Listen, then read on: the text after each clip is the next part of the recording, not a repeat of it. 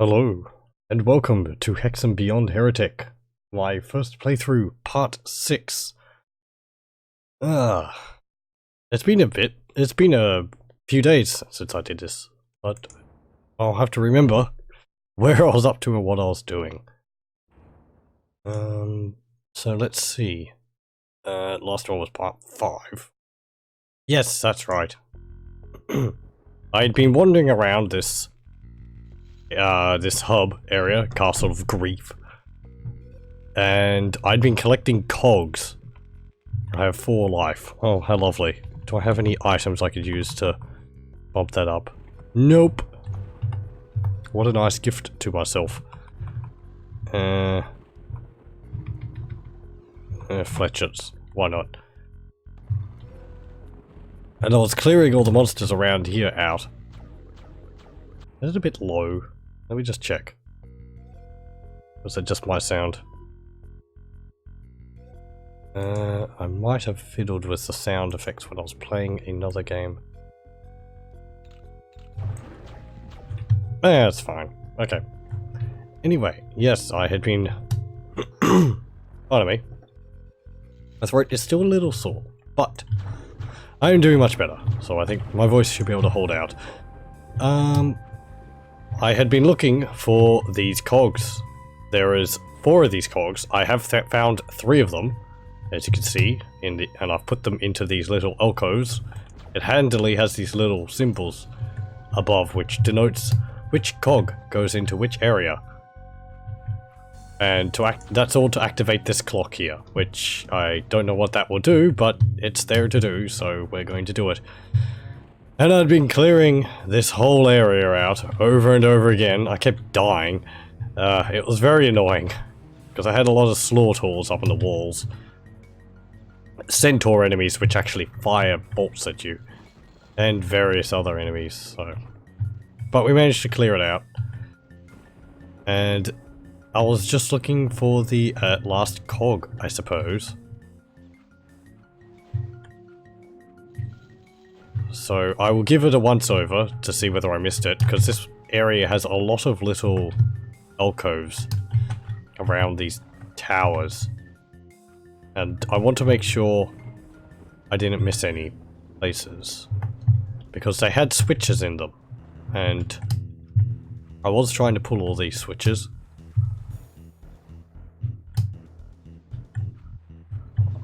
Yeah, there, nope.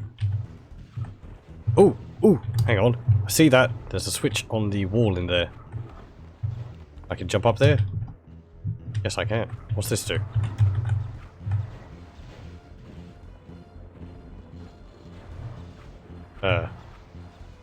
You did something? I wonder what. This had a cog on it, and it looked like an elevator. I would like if it lifted me up there, but it doesn't seem to be doing that. Ho-hum means we have to find either some other way to activate it, or there is another path up there. These? I don't know what these are. I think they were just pillars blocking me off from that area. Is there anything down here? No. Here? No. Over here? No. And I think that's all the corners. Can I see any switches in those corners? No. Okay. It looks like this... Pardon me. It looks like the switches which I was flipping were actually on the outsides of the walls. And I had just noticed something which had started happening. Ooh! These are moving now, so I can get up here. Oh. And get properly bonked on the head by a net. I was just about to save too. Well, we know what to do. And I will just make that save now. Save Hexen part 6. There we go. And we can get right back to where I was. And that was... Wait, there was another Etten around here, wasn't there? No? Yeah, whatever. Come on. Boop. There we go. You hear that noise every now and then. It's just enemies spawning into the level. Oh, I have 4 hit points. Hello. And there we go. Oh, and there's another one. It's no big problem. Ooh, health. Lovely. I would like some more quartz flasks. I am low on healing items because the last level involved a boss, and it was the Heresy arc, and he was a bit of a challenge, which was pleasant to have to deal with. Because, you know, it's nice to have a boss which is a bit of a challenge. I suppose these activate... Oh, there's just a big pit there. Is there anything down there? Let me just fall. Well, there's lava down there. Okay. Right. I wonder what those buttons do.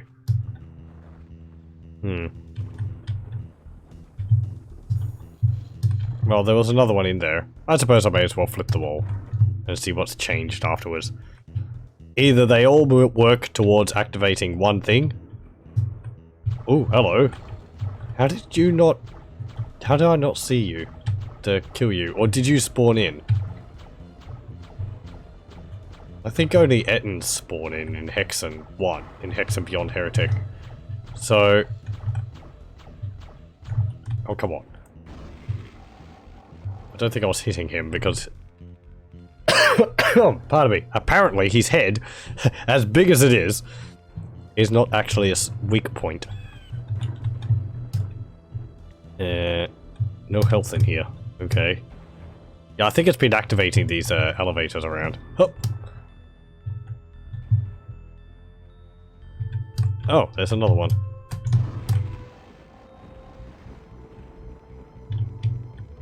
Green mana, that's nice. The enemies up on the ramparts, which I killed, all these slaughters and all that. It wasn't so much they being difficult themselves. Rather, it was difficult because they were up on the ramparts, and it was hard to get pardon me. It was hard to get a clear firing arc on them. Pardon.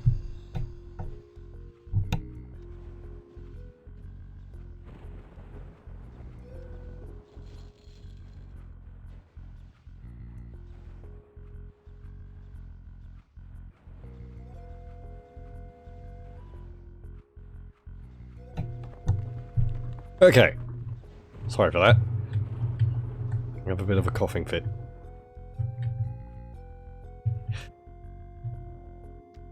Ah, it just feels like something's stuck in my throat.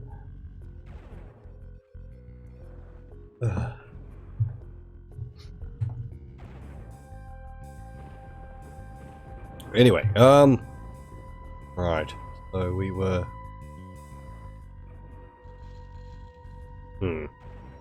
Going through there and,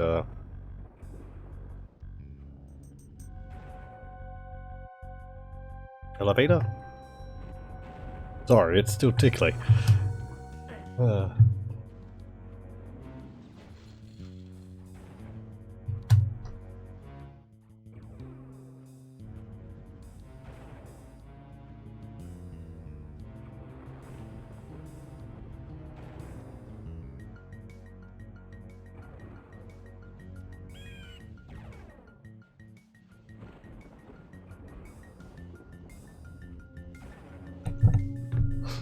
Pardon me. It's mostly recovered. It's just being a... It's like it's decided, just as it's going to start going away, to be especially annoying when it comes to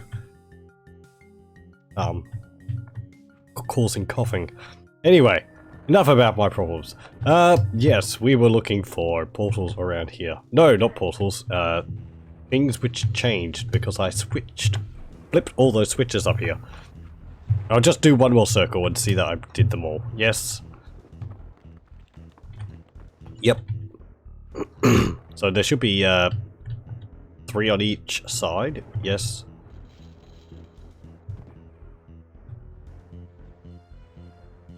Yep.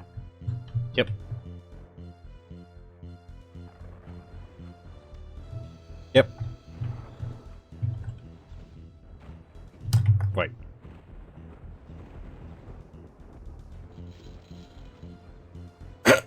Oh, I see. There's a room there which isn't actually part of the ramparts. Oh, that's that area. Okay. Because I was thinking 1, 2, 3, and then 4, 5, 6. But this room here is actually on the ground, so... It's not actually part of the ramparts. Okay, so this room is, whatever this was. I think it just had enemies in it. Maybe a cog.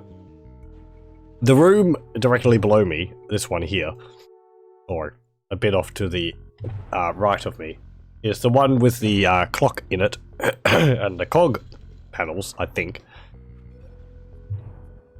There's this one, which I haven't been into. Actually, it's got stairs in it now, doesn't it? Oh, hello. There's a, Oh no, hang on. I was going to say there's a green serpent in here, but it was just the fireballs cast by the trap. Oh. Was that like that before? Those stairs went down. No, they weren't. Cog! Uh-oh. Oh, that's what those are.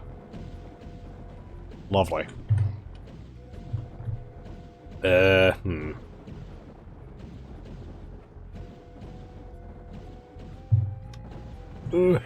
we go. Only got hit once. That's pretty good.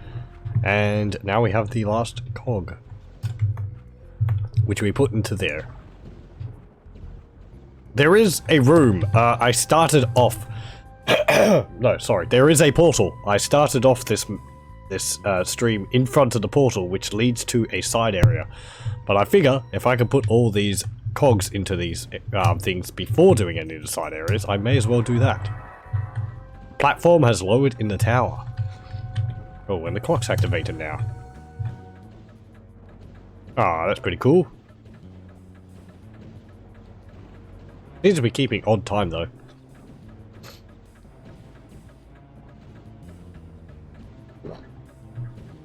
Ugh. Anyway, wait. Will it do something when it reaches 12, as it were, again? No, it's only a 8-hour clock.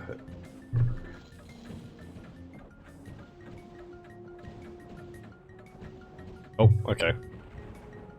Right, so we have to go in here. Oh, that elevator's moving now. Cool, so we can get up the central one. Ooh, Dark Servant. That summons a Molitor to fight for me.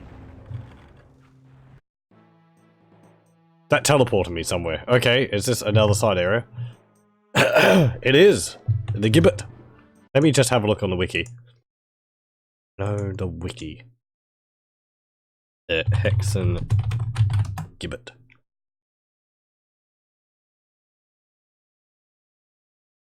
Oh, that's a different wiki than the one they usually look at. Oh, whatever, it doesn't matter. Okay, Gibbet is one of the maps accessed from Hub 4, Castle of Grief. From here, I can go to Forsaken Outpost. That is the secret level.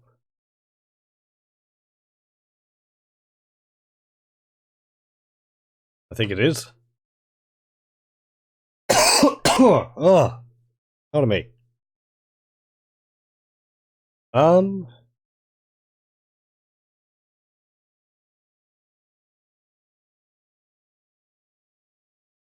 No, wait, it's different. Yes, okay. Sorry, I was getting confused. As a recap, we have gone through 3 previous hub areas. The first hub was the 7 Portals hub. This is the one with the Guardian of Ice, Guardian of Fire, and Guardian of Steel side areas. Then there was Hub 2, which was the Shadow World. Also, in Hub 7, there was, in the 7 Portals hub, the first hub, there was also the secret map of the Bright Crucible. In Hub 2, there is the Shadowwood map, and then there is Darkmare, which was a swamp area, Caves of Circe, Wastelands, Hyperstyle, and the Sacred Grove as a secret map.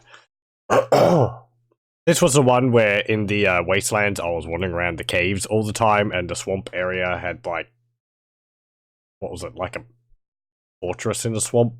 You know, the cave key, the castle key, and all that. If you've been following my videos.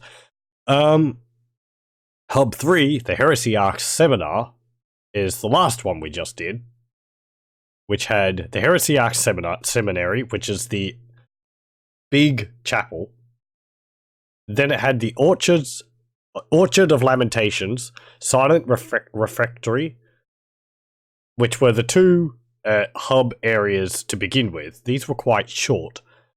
The Orchard of Lamentations especially was quite short. The Silent Refectory, the one I kept calling the Silent Dining Room, that is what a refectory is, as I read. They were both quite short, and they were mostly there to advance into Heresy Arc Seminary map to get access to the 3 chapel areas, which were also rather short. The Wolf Chapel, the Dragon Chapel, and the Griffin Chapel. Once I finished all those, the Heresy Arc appeared and we fought him. He was the big boss. There was also Deathwind Chapel, which was a short map, sort of like an arena, which had a bunch of monsters in it, and I think I got a Crater of Mana, or Crater of Might, as it's called in the game. An item which replenishes all of your mana, all of your ammo when you use it. Which was alright. So yes, and now we're on Hub 4. You could say we're on to Episode 4, but they're not... Each of the hubs aren't really the same length as each other. As I said, the last hub was really quite short compared to Seven Portals and Shadowwood. Having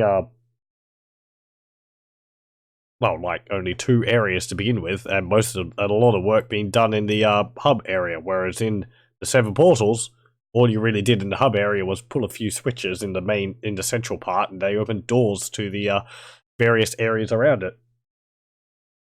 Hub 4, the Forsaken Outpost, had a bit more to do in the main hub, but again, it was sort of going into the side areas to find keys, and then going back to the Forsaken Outpost. No, the Shadowwood. Sorry, I'm reading the wrong thing here.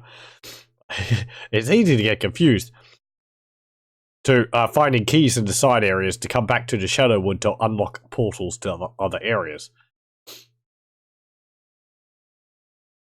Hub 4, the Castle of Grief, which is where we are currently, or where we were before, with the castle going around on the walls and getting the cogs to activate this elevator in the tower, apparently has 4 areas attached to it. 2 of them which we know of at the moment, I believe, are the Forsaken Outpost, which I believe is the portal which I had saved in front of. And then there is the Gibbet, which is where we are now. There is a secret map here. And from what I read, briefly, I think we have to get 2 items to be able to get to that. But I will, I will read about how to get to the secret area. When I'm basically finished with this area. Just so that I don't accidentally see any maps of this. And, you know, not that I'd really remember it, but I'd feel like I'd be cheating. I don't want to do that. Okay, get rid of these, they called Afrits. Get rid of that swamp creature. Ooh, there's a portal there. Does that just lead back out? Let me try. Yep. Okay. This is back in the Castle of Grief. So, just reload. And we've got 150 monsters here, and no secrets again. Hexen really is devoid of secrets. It's quite surprising considering coming from Heretic, you know, which was the game made just before this one. This is a sequel to Heretic in many ways, or is a sequel to Heretic. Hexen having no secrets is very odd to me. It's got secret levels, but they're not like, you know, labeled secrets in the areas. I'm kind of sad. Oh well. And the monsters are respawning in the levels, so I can't really get 100% kills on monsters. Unsatisfying. Ow! I'll still get all the secret levels, such as they are. They tend to be more like a bonus level, rather than a secret level. I suppose that's kind of the same thing. I mean bonus level in that they don't tend to be like a traditional level. They're more of a, I suppose, go through a short gauntlet to get some items or whatever. Come on. Mages. Okay, good. Get that crystal vial. I'll just adjust my pop filter. Health! Lovely.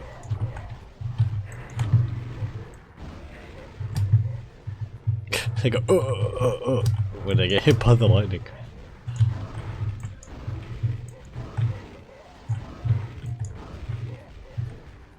And you. There we go. Now, we're in a chapel area. I do like the architecture in this game. It's so cool. All these big pillars and torches and stained glass windows which you can break. Oh, hello. Speaking of breaking them, there's a slaughter behind that one. You can tell it's a slaughter because he's firing bolts at me, and that's like the only way you can tell. I wish the game made them visually distinct. I've said that enough. That's a spell, Arc of Death, which is this one, which we already have. There being only 4 items in the game to use as weapons is a bit sad as well. We do have our ultimate weapon, which is this one, the Blood Scourge, I think it's called. I haven't used it too much. It fires 3 homing bolts, which are quite cool, but it uses both of our mana. So it's sort of competing with my other 2 spells. And out of those 2 spells, the lightning spell is the most effective. And then I'd say this is the second most effective. Ice Shards, sorry, Ice Shards is useful if it fired faster. It's got a slow firing rate, charge up, so that kind of puts me off using it. Whereas the lightning is fired a lot faster. And I find often, because this uses no mana, it's just easier to back up and shoot penetrating bolts at the enemies as I back away from them. Rather than using the ice bolts, which tends to hit one target and doesn't deal with large groups too well. Though you can block a corridor by having them frozen.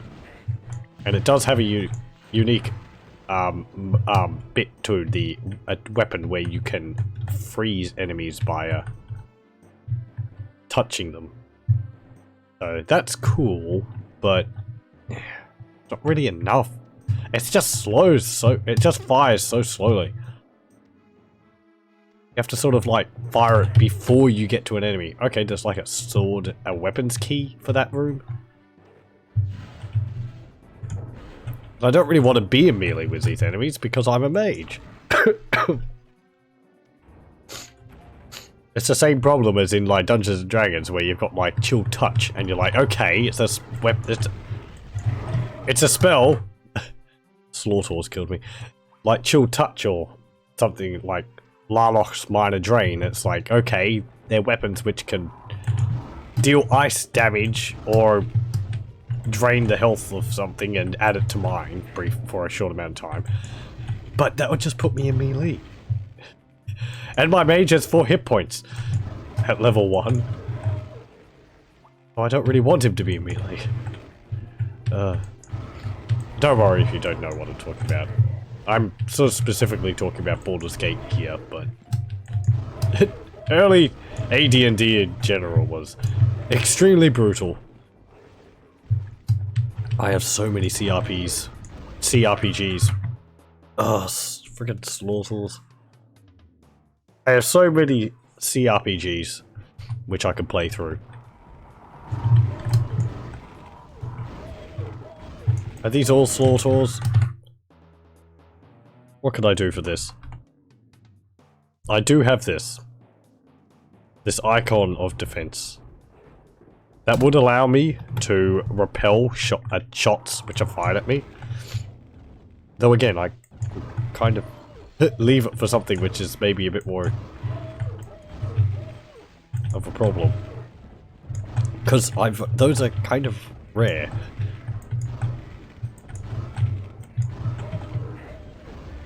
Ah, they fire the bolts so quickly.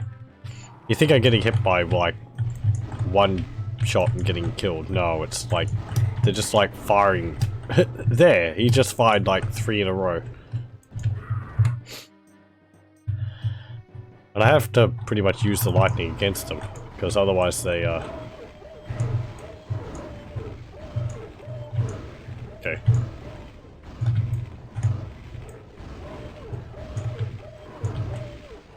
Hide back here. Did I mention slaughters have more health than the normal centaurs? They have like 50 more hit points.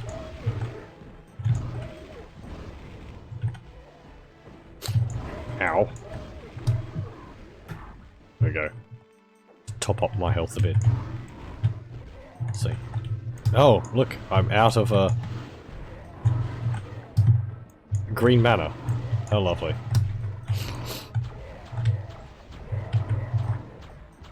They do otherwise act exactly the same as centaurs.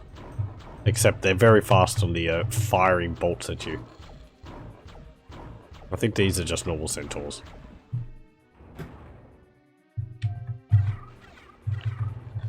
Yes, yes. Ugh. I'm gonna reload that. That was dumb. Okay.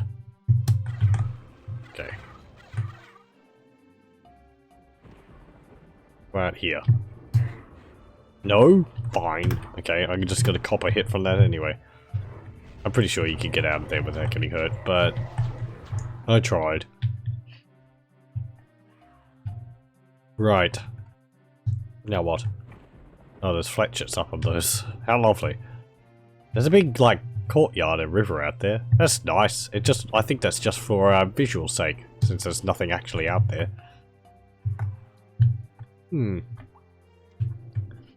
How pleasant. Is there anything up here? No.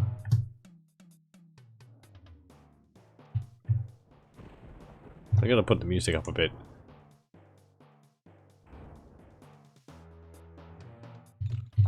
There we go.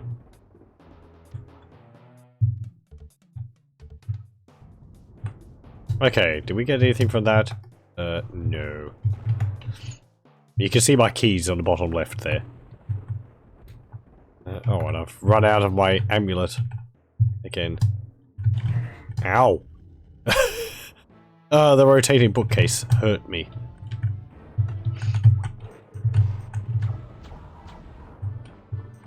This is a build engine. Nah, I think it's getting squished.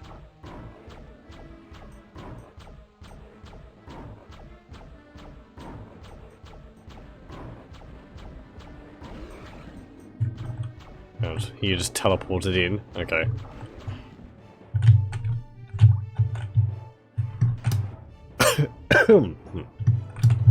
Okay, let me through. There's a porkinator in there. I haven't used one of those yet. Ow! You're actually a slaughter? Just catch me off guard with a bolt. Oh look, it's a bed. It's a very fine looking bed. Made out of like... it's made out of pillars. and like marble up there. Ow! The bed is deadly! Do the pillows hurt me if I stand on them? Yes. Oh, the entire bed just kills you if you sit in it. Ah! What the?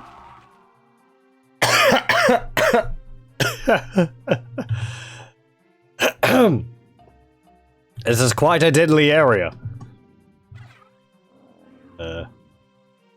So is this just death? I think it's just death when you do that. I want to see what happens when I pull that though, so I want to... Ugh. No, not quit. I press F10 instead of F9. Excuse me. It's a good thing I save regularly. Okay. There we go. Right, now that we're back. I can just pick this up without activating this, but... Nope. Aha! There we go. Okay, there's nothing. It's just a massive pit. I didn't expect there to be anything, but... Oh, I see. You can stand on the platform where you were pulling the lever. So you turn around, suddenly there's nothing there. It's so ridiculous. I like the bed. It's a nice attempt at making furniture in an engine which is really not designed for it. I mean, you know, even if it's made out of pillars. Is there anything behind this? Ho ho! You know, I would like to have some green matter.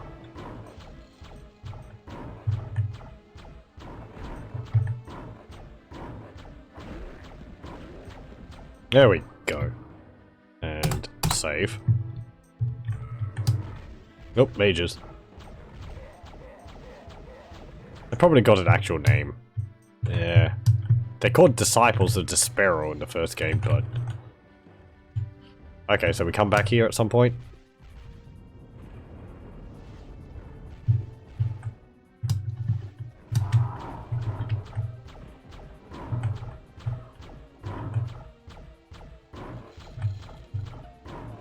Ah, penetrating shots. And you. Come on. There we go. Porculator. No barrels. What do I do? I can't get over them. Oh, I can just jump. That's just another bottomless pit. I'm pretty sure. Yep. You've always got to check. Here you don't, but I want to. Okay, that's what's that?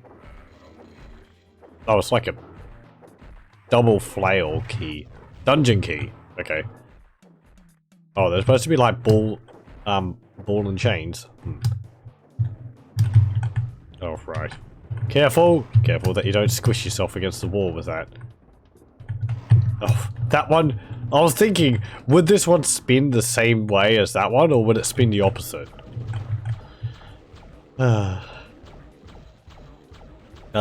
It spins the same way, but no, it spins the opposite. Just to be difficult. Come on. And you, good.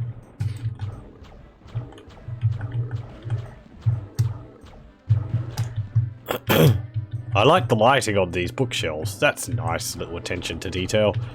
They've got like shadows on them because of the torches are arrayed around them. You see? The little triangles there. Do they... Yeah, they do it on the other side as well.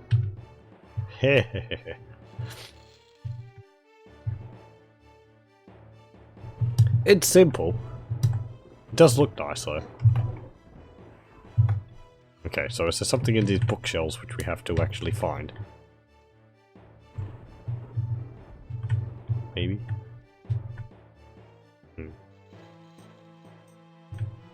I don't think there'll be a book sticking out. This isn't like Arcane Dimensions.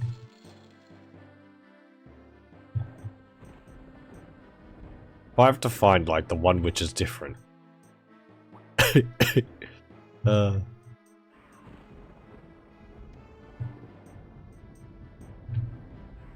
Well, actually, if that's the case, I think I did, because there was one up here which had this one. Oh, he's just going, KRX. Oh! Okay, I think I know what this is. My brief read on the wiki mentioned that to get to the secret level, you have to find 2 items. I believe here is this is referencing the 2 items we need to find. Obviously, KRX, we have to find 2 other books. One with O on it, and one with A on it, for Korax, the boss of the game. And I think they're found in the other 2 levels? Maybe one's found here or in another level, and another one's found in the, what's it called? Forsaken Outpost. So yes, we'll have to come back here. Ow, get out of my way. I don't want to get crushed by that.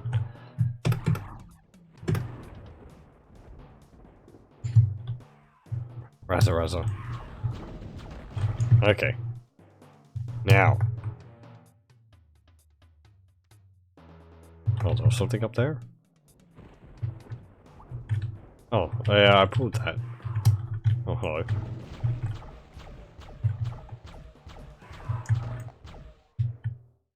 Right. No, I didn't go down that, There's a reason why I didn't go down that. I thought it was just like a little channel. Nope. Nope, turned out it was a very deep pit.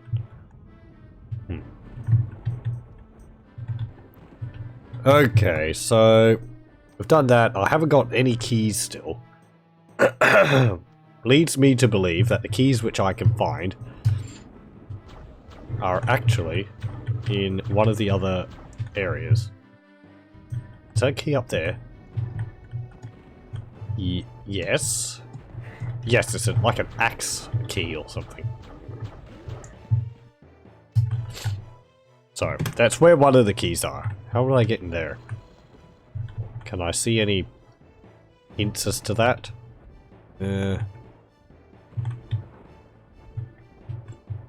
Either I pull a switch and these bars disappear, or I get teleported in there at some point. That's about all I can imagine. Let me just have a look out here. I'm curious. This is not part of the game. We're not supposed to be out here. I just want to have a look. Because it's not an area you're supposed to go. Okay, there's just nothing out here. It's nice. I mean, I appreciate they put this thing here just for, you know... just for atmosphere. Just so that when you look out the window, there's actually something there. Be nice if there's a few trees and so on out there. Maybe they didn't want to waste the resources on trees which weren't in the direct path of play. I don't know. Maybe there's a sprite limit in the game? Anyway. Static sprite limit. Right. Okay, I think we missed something in here. Did we? No. Okay, I could just vaguely see around that.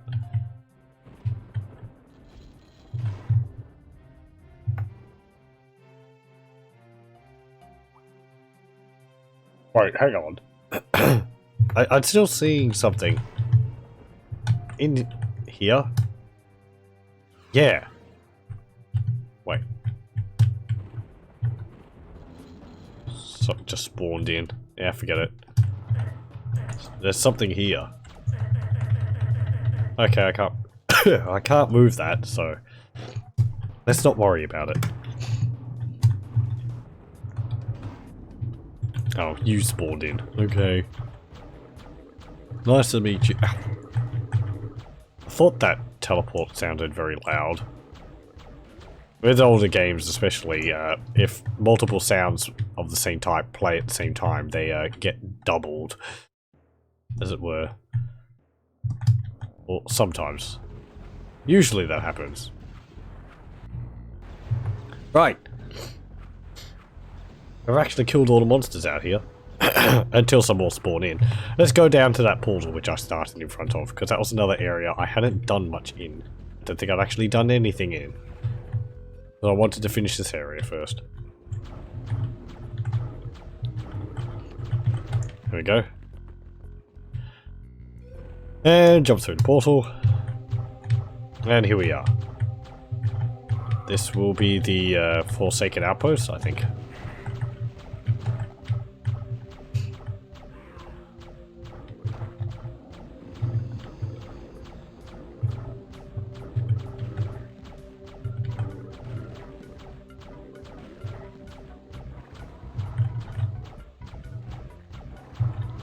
Whoop. Come on, just dodge their fireballs, they only fire one. At a time.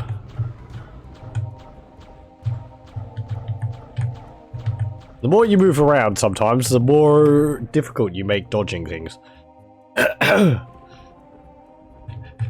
It is a truth I learned very strongly while playing bullet hell games. Toho in particular. I do like them. I haven't been able to finish any of them. How fun though. Right. I've got enough of those discs of repulsion, I don't need any more. So this is the Forsaken Outpost? Yes. 14 out of 86 enemies. Ah! Yeah, I didn't dodge that.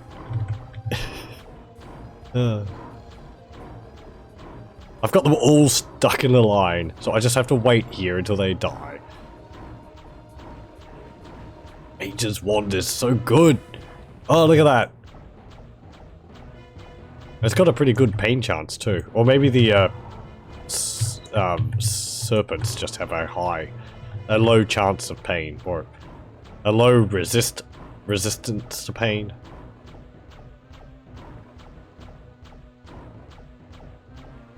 High chance to enter a pain state.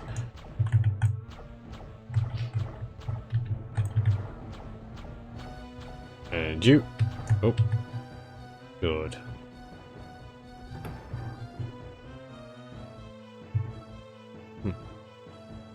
Skybox is neat. Though it's not as good as in some of the other ones, I don't think. I think in some of the other levels it's actually 2 layered. In this one I think it's just 1. But it is ooh, it's got some nice, you know, it lights up with lightning every now and then. That's cool. We might have seen this actually in another level. It does seem like they've actually made it so it looks like a dome, even though it would be a flat texture. Wonder how they do that.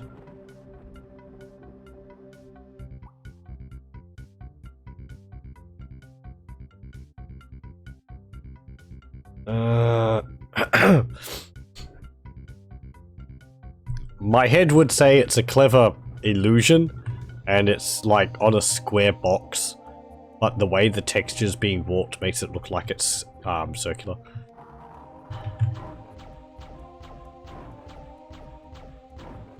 I like how some games do the skyboxes.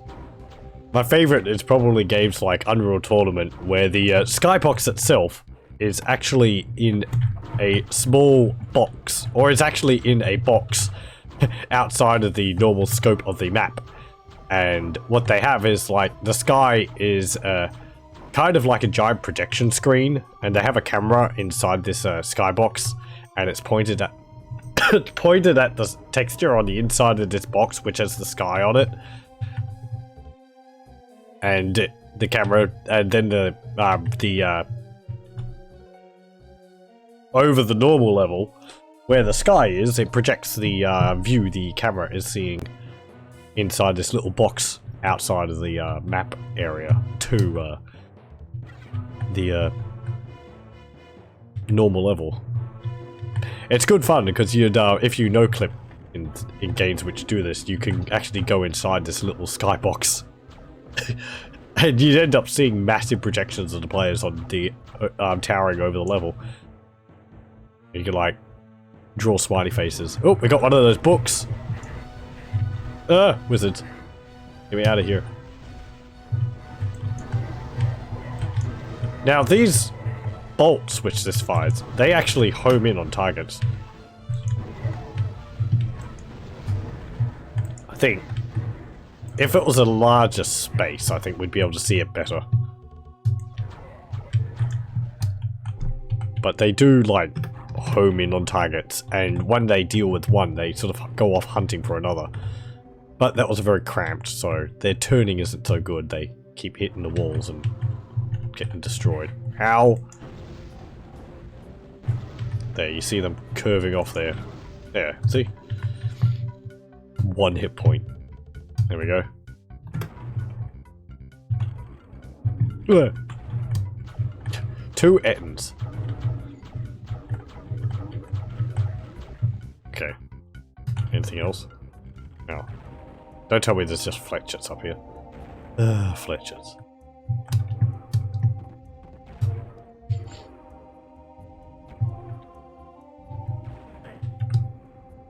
Nice little fountain here.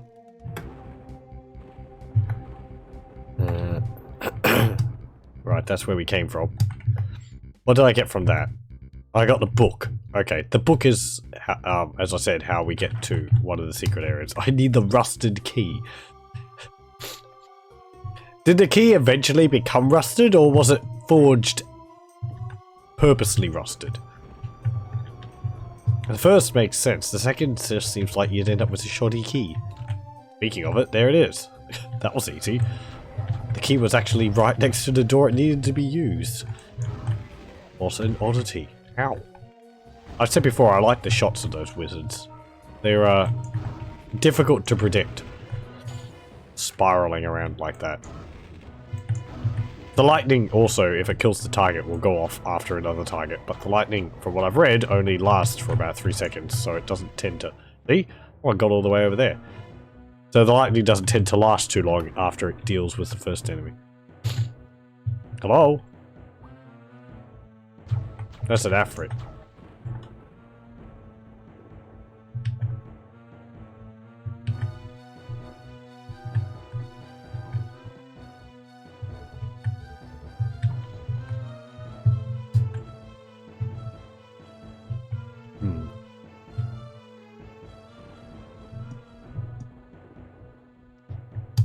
Nice tune. At least I think it's an Afrit. Looks like one. It's all curled up in its ball, and I can't hurt it when it's like that. You have to wait for them to activate. Usually they activate, I think, on sight, but... yeah, maybe that one's attached to a trigger, like pulling that lever.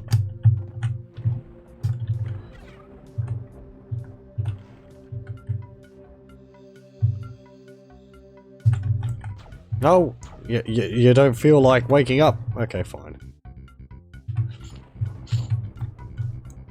Oh. Big mana. Yeah, wasted that.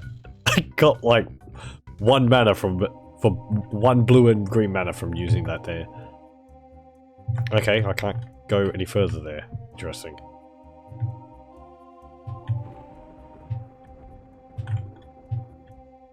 Well, I got the rusty key, so we can go through the rusty door, I suppose. Cool! It's a swinging open door. We've seen a few of them in Hexen, but they're not something you see at all in Doom or Heretic.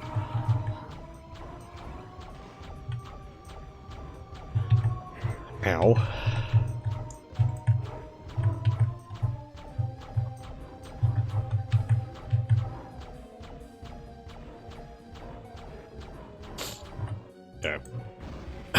Just in case there's more slaughters, I'm going to use lightning. I don't think they are. Whatever. Until one shoots at me, I'll keep using this.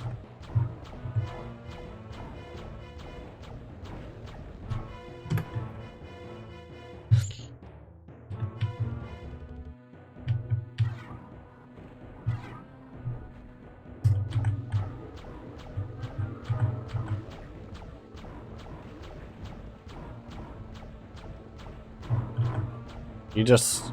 centaurs? They look like centaurs from Warhammer. Centaurs in Warhammer are beastmen creatures. Basically centaurs, except they have the same sort of clawed feet instead of hooves. And they're very rowdy, and they like drinking a lot.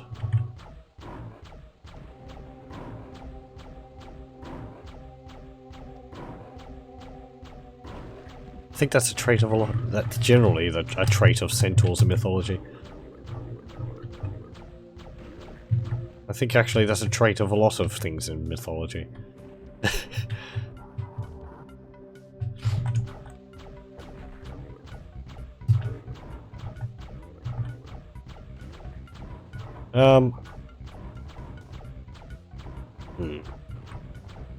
Look at this light. Ow! There's someone behind me. I was just relaxing into dealing with these centaurs. Okay. I was going to say, before I was rudely interrupted, look at this line of corpses I've got here. It's very neat. Right down the center of the room. There we go. Oh, hello.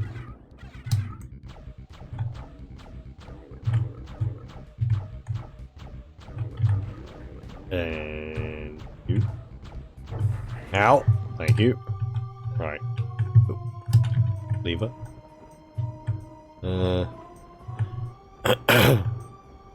And that. Okay, is there another one over here? Yes, there is.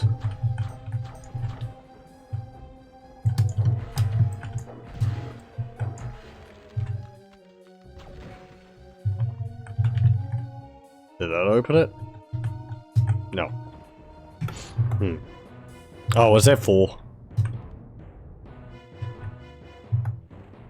Oh? Oh, there's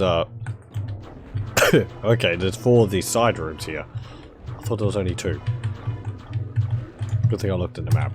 There we go. Which means I missed this one over here then. Yep.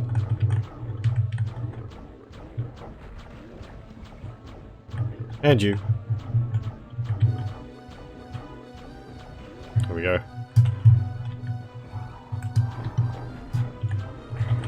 Ow, someone behind me. Excuse me, coming through. Slaughters. Lovely.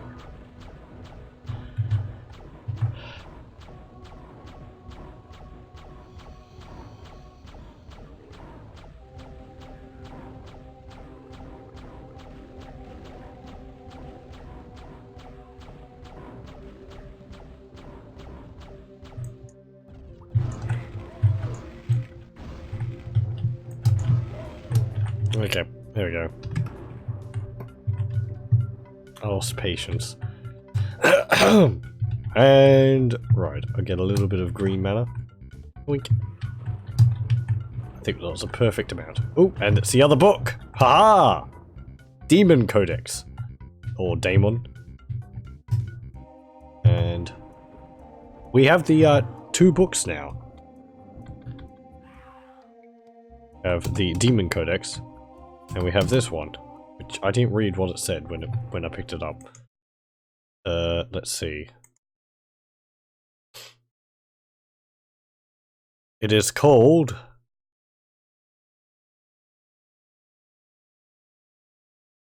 the can I see it? Can I see it here somewhere?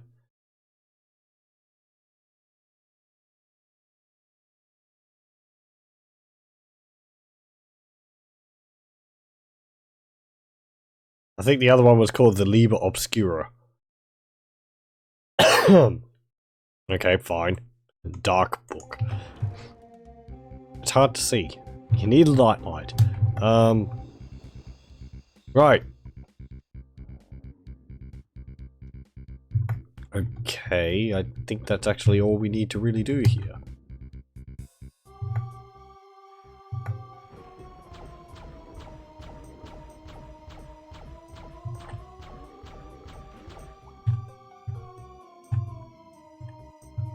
Oh, interesting. A platform appeared to ease getting over there. I thought I could just jump. Yeah, whatever.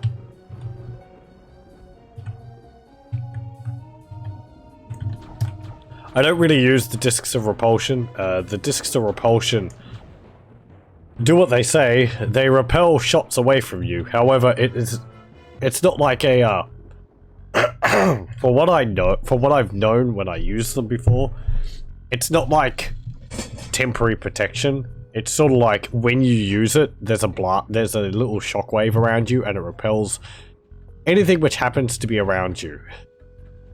So it's very brief. And because of that, I really never use it, because after you've used it, you're still vulnerable to any other shots which might be coming at you. So you're standing there to repel shots. You might repel, you know, the first shot, but then you're going to get hit by the shots after that. Let's go back in here, because I want to put these books into the shelf.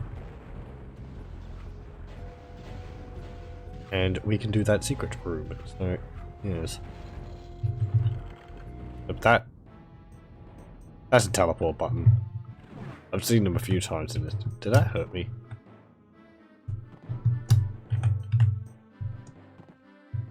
No?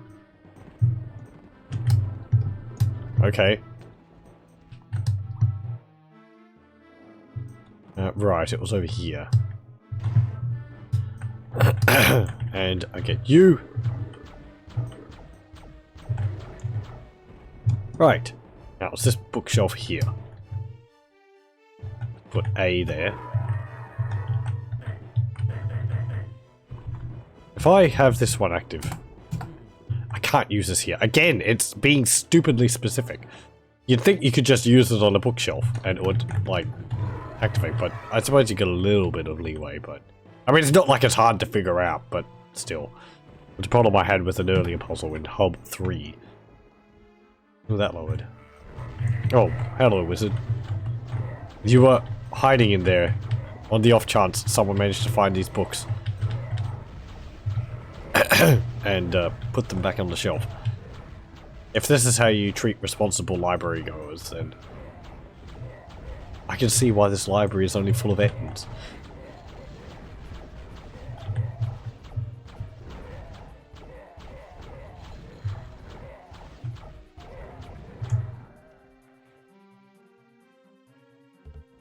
Yorick's skull. Ugh, okay, fine.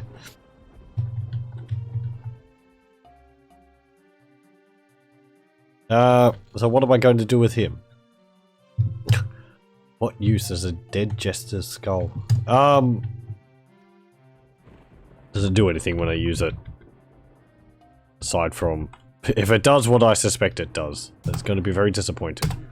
I can't use this here. Okay. Oh, hang on. Hold up. Hold the phone. I just had a mind flash. Now, I just have to remember where it was.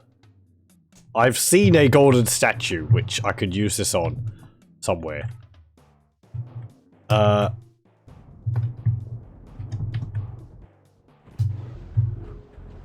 It wasn't here. I'm going to go back into the other area. No, that's the wrong way. A compass would help in this game. Or maybe not. I mean, you've got the map.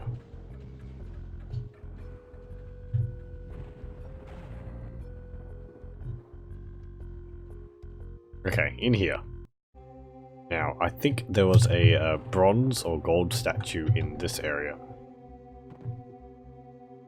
If there wasn't, then I saw it somewhere else. And there wasn't. I think. So I saw it somewhere else. Oh, hello. This is a different area. Desolate Gardens. This is actually the secret area. Isn't it? Yes, it is. I just went into the secret area without realizing it.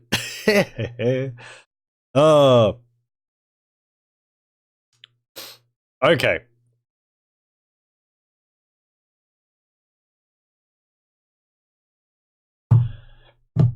Okay. Desolate Garden is a secret level in the 4th hub of Hexen. It is only accessible by crossing a line leading to the exit in Bright Crucible of the 1st hub and pressing a switch in Sacred Grove of the 2nd hub. I thought that was for a area in Heresy Arc Seminary. Let me just have a look. Deathwind Chapel.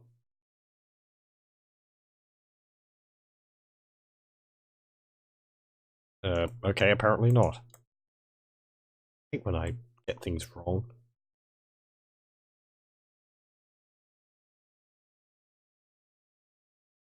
Okay, fine. Well, let's have a look at this then. Wizards. This is a secret level, which we had to apparently do stuff in the previous levels to be able to access. So yes. I actually had to redo the first hub area. Oh, I had to redo a little bit of the first hub area to be able to go back and... No. I had to go back to the first hub area to do the secret area in that hub, so that... And then redo a bit of the second hub area, which I had already done, to be able to get access to this. I wonder if it will be worth it. Regardless of whether it's worth it or not, I would still do it because I'm doing 100%, so... But it'll be interesting to see what a oh, hello. What a level with that kind of build-up is actually like. What the developers thought would be enough.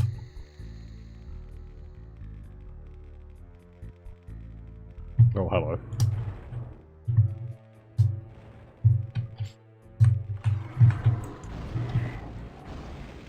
Do I just keep pulling these and green serpents keep appearing?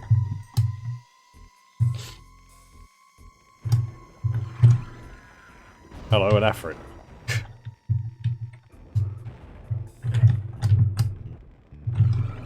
An Etten. I probably just have to defeat all these.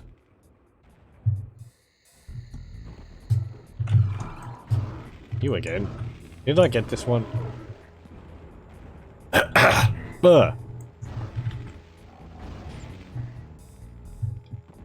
one over there.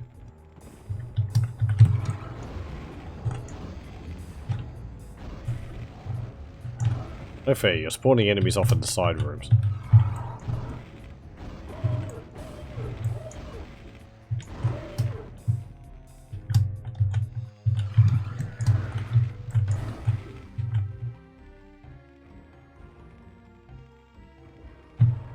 One in the center. Wizards.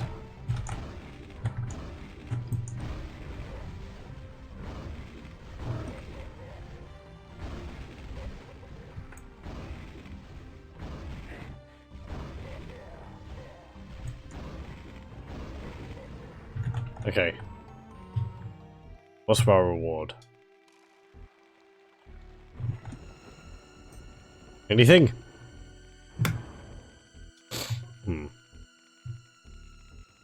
Okay, maybe something opened up later on. Oh. All that. I was tasted Afrit's fire.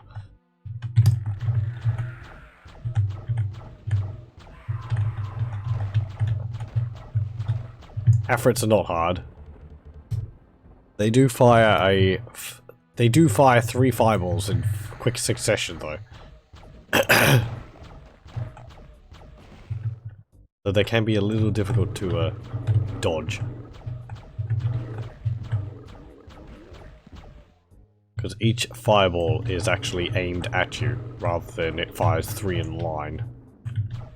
So even if you're dodging, their fireballs are still, like, fired at you, each individually. At least I think they are. I'm pretty sure they are, but because they fire them quickly, they don't tend to deviate too much, but...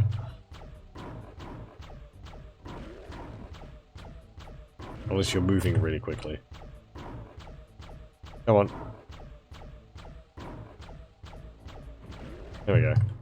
Oh. There's a bit of the, blood scourge here. Okay, we're gonna have... Oh no. We're gonna get drowned. Yep. I got squished. That's actually kind of clever. Oh, and it starts doing it regardless.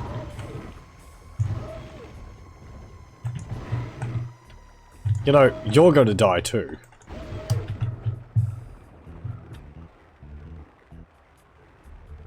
Well, I like that puzzle. Oh, interesting. The ammunition is raising and lowering with it. I think actually it just does that because it's a platform. Oh, hello.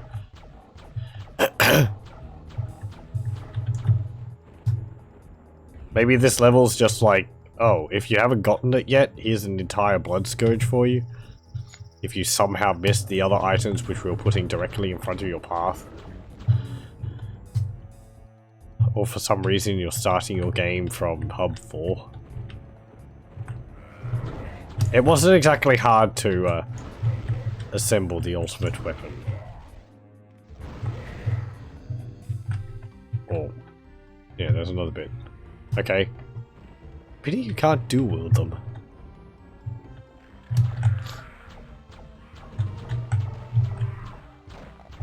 There we go.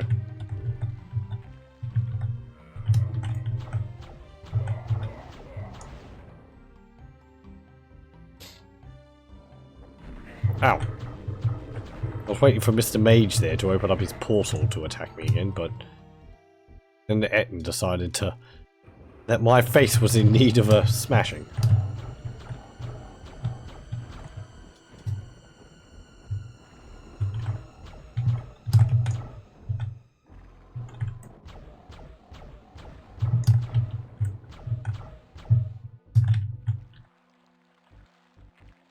Great.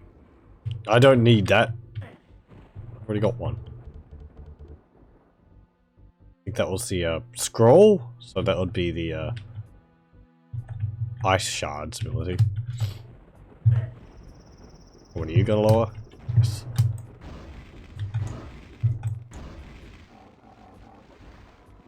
Lightning's really good against those. Oh no, it's a book. Okay, so that's the lightning spell. And we did that. There's only apparently one enemy left. Oh. Just a green dragon up there. Yep, okay, that's it. I think that might actually be the entire secret level here. I was expecting maybe a bit more. I mean, that's cool. Little sewer grates there. This puzzle room, this was neat. Was the whole, you know, water rising as a trap. That was fun. Especially with the holes in the ground. It's a nice little detail. But yeah. How do I get out of here? Come on, portal, portal, portal. Oh, okay, I see. I see. Thought I saw a portal earlier. One here. Ta-da. Anything behind there again? Nope. Okay, fine. Well, that is apparently the secret area. I will just check to make sure that I haven't missed anything.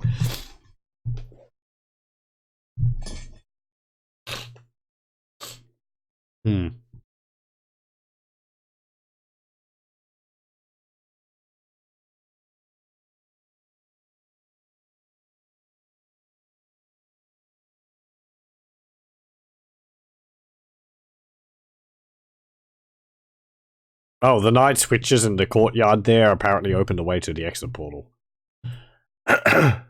Ooh, I want to check the western corridors for the Crater of Might. Crater of Might. Craters of Might, not Crater of Mights, as the, Well... I suppose because it's the name of the thing that would be proper proper grammar, but...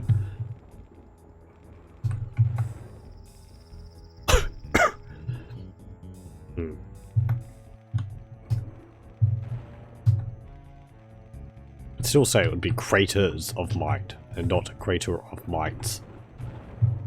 That's just... no, that's just wrong. There's one. Okay.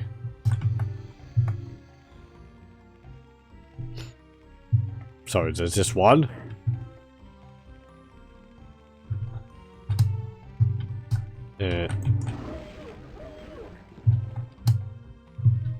Yeah, okay, fine. Well, that was a bit better. Icon of the Defender would have been nice. And let's go back. There we go. That's the end of the secret area. And we're back in here, the Forsaken Outpost.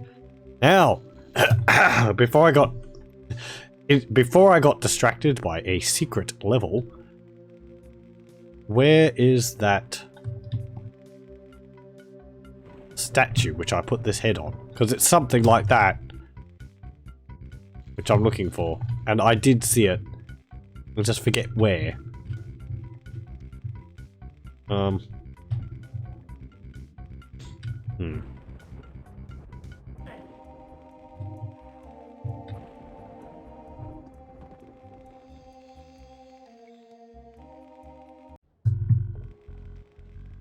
Don't think it was here, was it?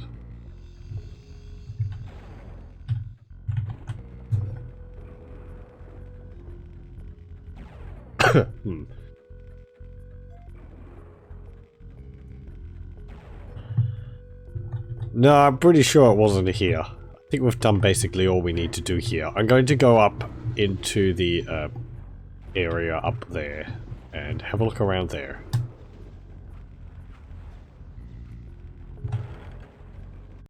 There we go.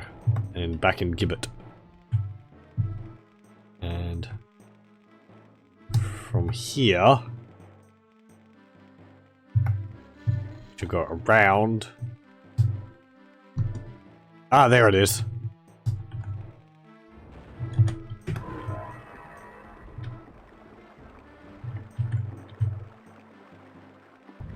Oh. Uh-oh. What's happening? This is pretty cool. Oh! The floor broke away.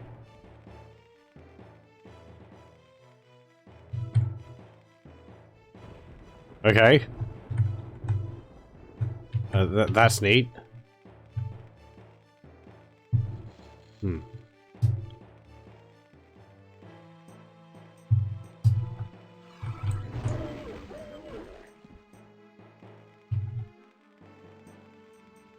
So, okay. There's apparently something behind there now. Oh, hang on. No, that's just the button. The walls inside there didn't register properly when I was inside it. For some reason. Okay. Well, that was interesting. I wonder what they did. This game has had some nice effects like that. Oh, I'm not out of green matter. Why did it swap over?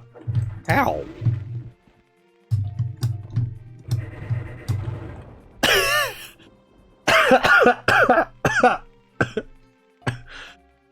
Sorry for the coughing, but thank you, game.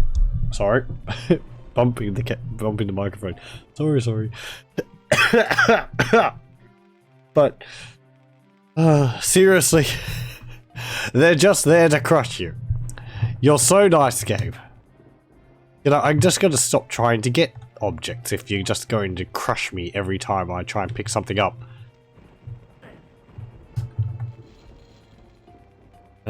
Right. Let's go to loop around again. And I want to check in the bedroom. With the bed that crushed me. And the floor which dropped away. Leading to a pit. There was this.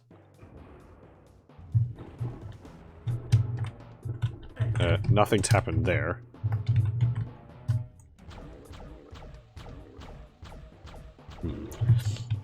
Did anything happen in that room with all the barrels?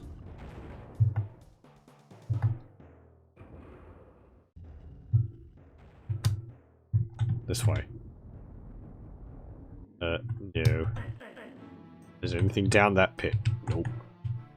Yeah.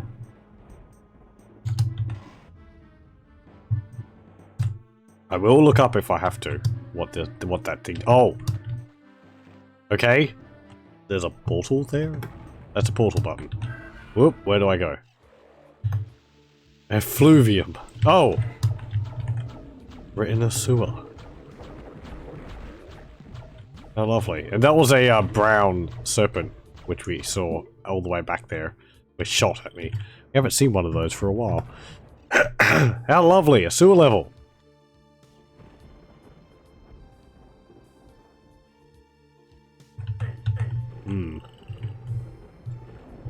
Nice. Music again.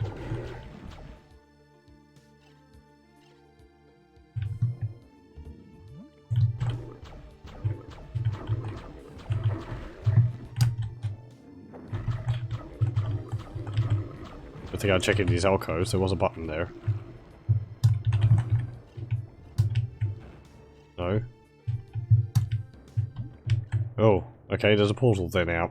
Let's leave that for the moment. Actually, I'll just save in front of it and then go through and see what happens. Where do I go? Gibbet. Okay, that's just a portal back. Right. Oh, we've got those, creatures from the Black Lagoon again.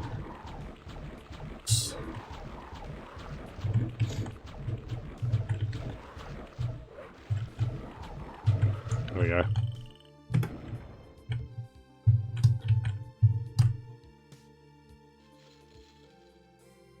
Oh. Ooh, grim.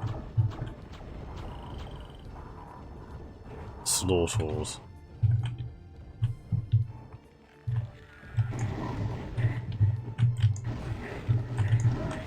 Yeah. Surrounded by slaughters up there, there's not much I can do.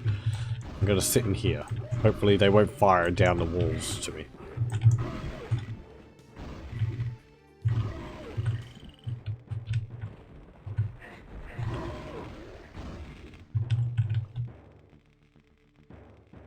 The more objects there are around the place, like the trees and all that. Ooh, dungeon key. Okay, cool.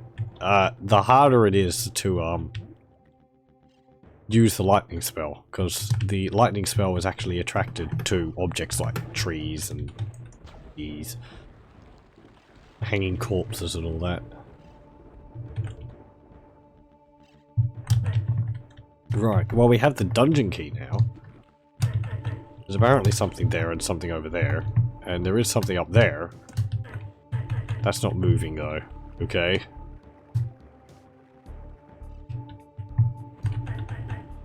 And that's not moving either. There is this there, but that's not doing anything.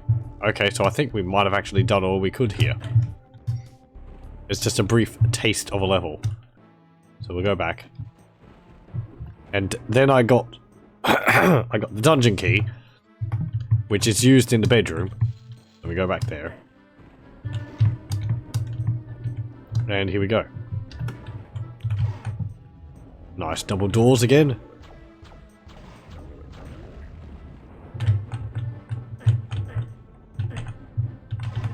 Thank you.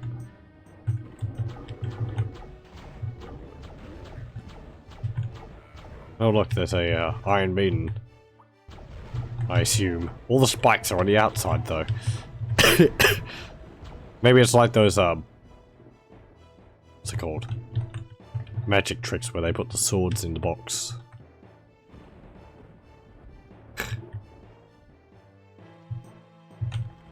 Oh, that's what that is. Okay.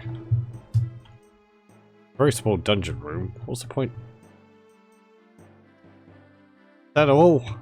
There's a key in here or something? No, there's just that lever. Okay, what that lever do?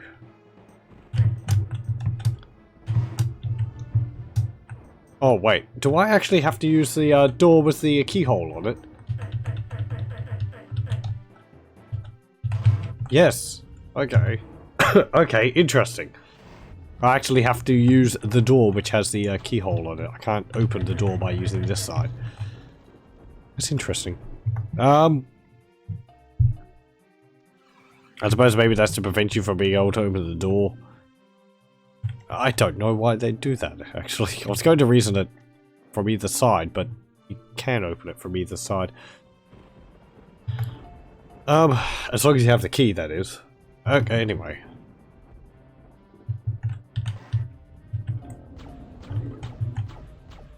There we go. And get rid of you. And you. How are we going for time? Fine. How's my voice holding up? Well, I'm still coughing a bit. I'm sorry. I need the axe key. Yeah, okay. I know where that is. Maybe that's available now. Oh, it's still in there. Can I get in there now, please? No. Hmm.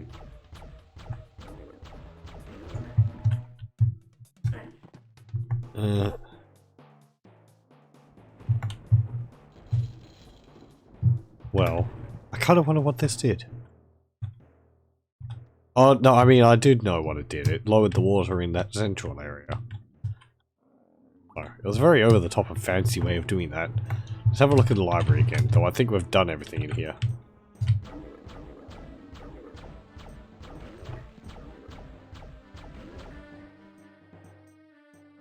I think these round things are supposed to be tables.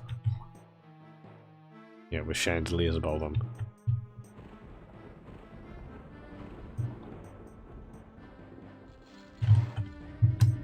It's kind of funny thinking that they have tables, but the tables are just like giant logs, tree stumps. Maybe it opened something over here. Aha! Yes, it did. It lowered this floor here. Oh, and there's the pit. Lovely. There's a portal there.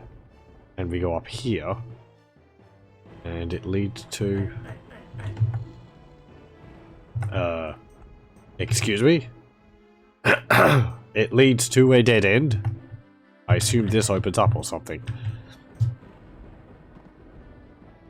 Wait. Oh no. Okay, I thought that was a button or something. Right, well we've got a new portal here. Where's this go? Dungeons. Ooh.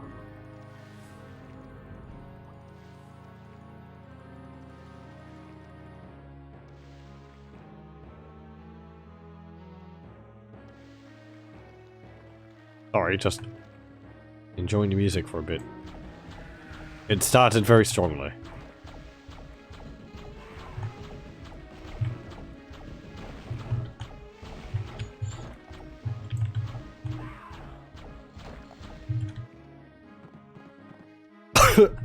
Pardon me. Oh look, there's a pot in the lava.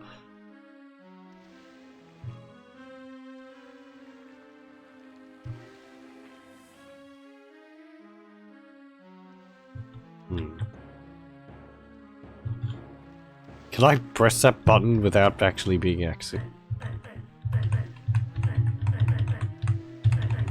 No. Okay.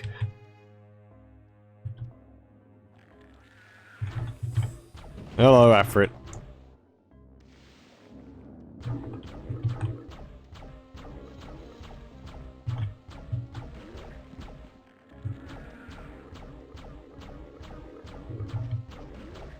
And you.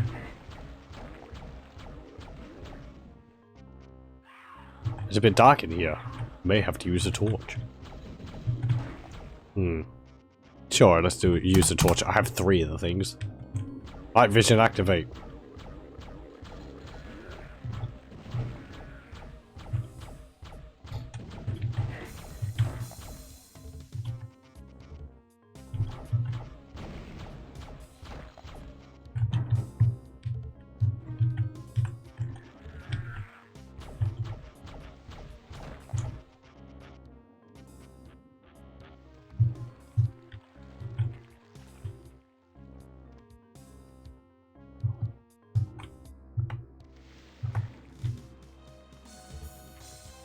Okay.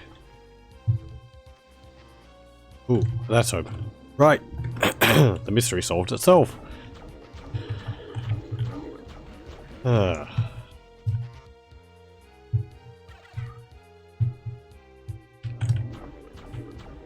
Just Ettins and Afrits.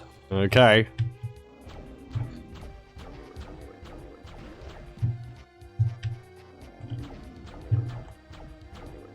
I suppose these areas are supposed to be all underneath the fortress which we were going around before. Castle of Grief.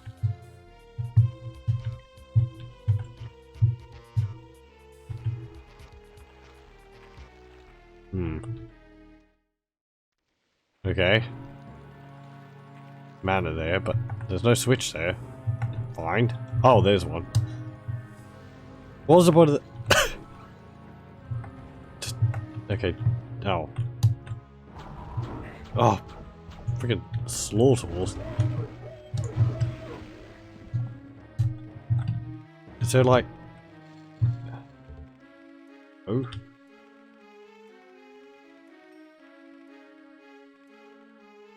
Oh, I think I... Is there like a switch on one of each one of these pillars or something? Oh.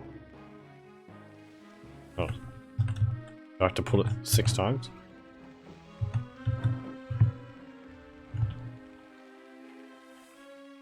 Yes! Okay, each time you pull it, another one of these areas opens up.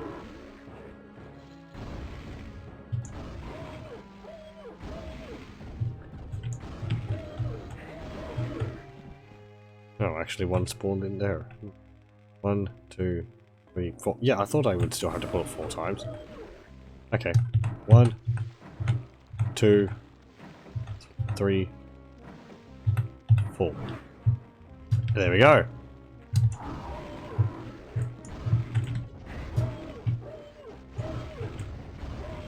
That's kind of insidious, actually. I think that's the first time I've seen a button which has to be used multiple times to advance a puzzle. I'm glad I cottoned on to that being the case as quickly as I did. Not that I'm anyway, because it's rather uncommon, at least to my mind. Right. I mean, yeah, whatever. It's done. It was interesting.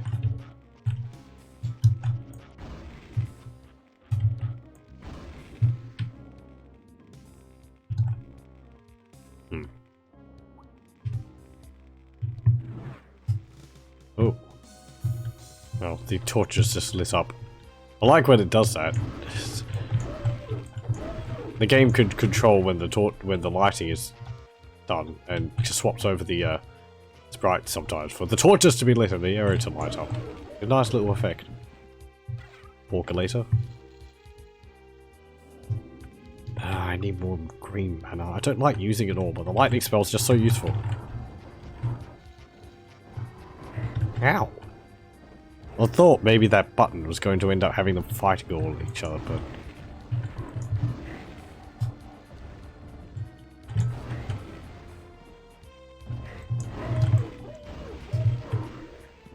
Friggin' slaughter.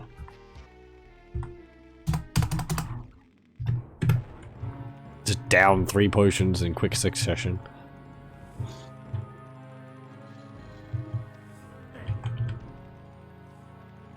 Wait, what's that? Okay, no, sorry. I thought there was a mirroring effect there from the level not loading properly at a distance, but it was just the way the corridor looked. You know, if you're like looking outside of the area and you're seeing the textures repeat because there's no, like... There's no surface for the game to depict, so it just depicts what was last in that area, which ends up with the what do you call it?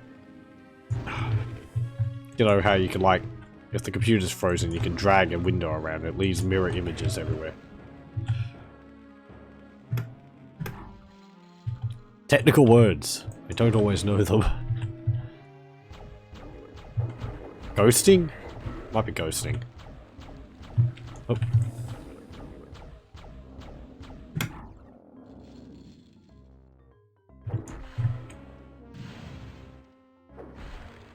Come on, get out. Thank you. Triple kill? Ah, I could shatter them all at once.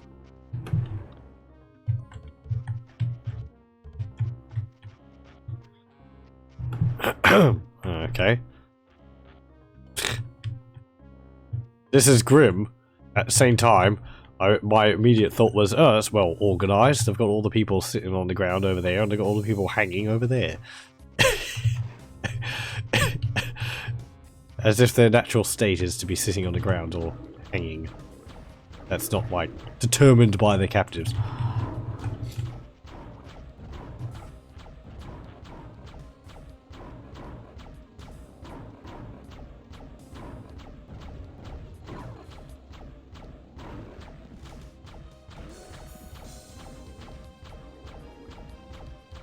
It's like a watch post or something? Ooh, mesh armor.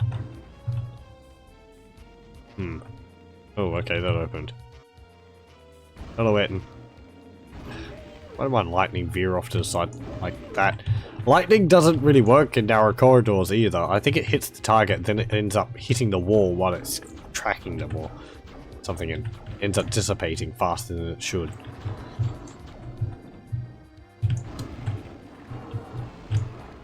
Ugh, and I've run out of green mana. We knew it would happen. Good thing I can hit them from here. They can't hit me. Ow! I stand corrected.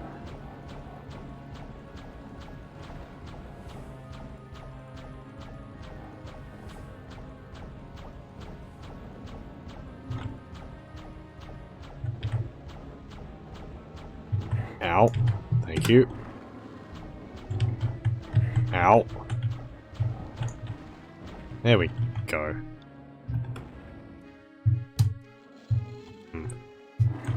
Yeah.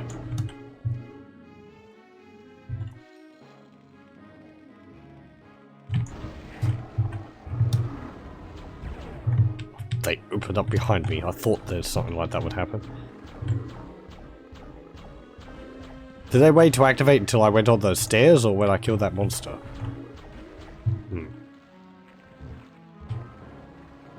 Ugh.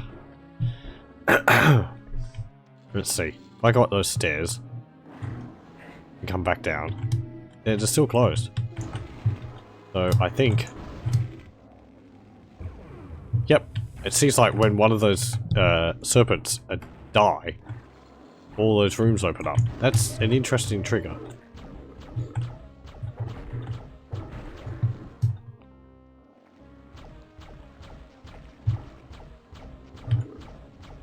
Ow, thank you.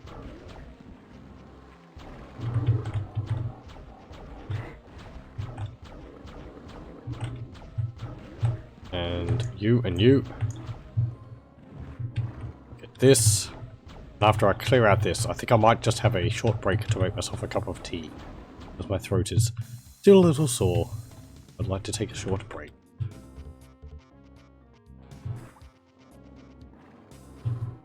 Are you done? Nope, there's another guy. Ugh. Okay, well, I will take the short break now then. So, I'll be back in a moment, if you'll give me some time. See you then.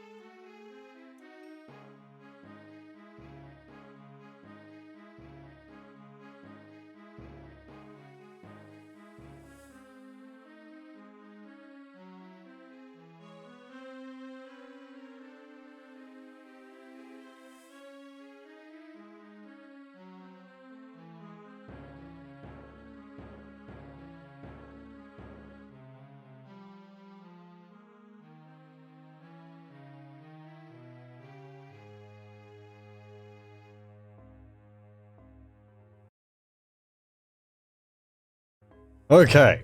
Ah, fresh tea.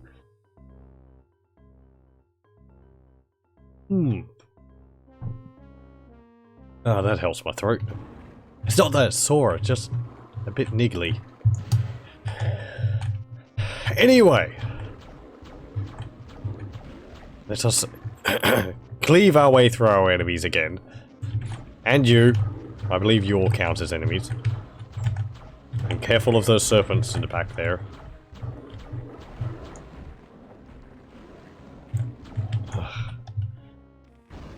As I said, if I had more green mana, it would be very nice. Hey, green mana. Don't use it on the Ettins. As funny as it is. That might be why they used that sound in the Ettins, because they thought, people will like the sound so much. Not that I really do. That they'll keep using the lightning on them to hear the funny noise. Thus wasting their ammunition. That's some, like, 4D chess play there. Anyway. Personally, while the sound is, or was, amusing for a bit, I find it very jarring with the rest of the game. Which, I mean, it obviously is, but I don't know. Whatever. Because you can't have the game take itself too seriously. You. And... right.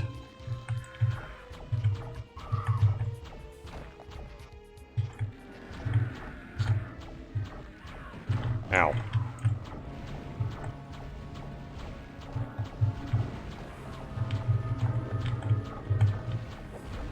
Oh, we actually saw the backside of a Afrit there. It was firing at a wizard. Yeah, it's not often you see the rear part, the backside of a sprite, because they tend to be focused on fighting you.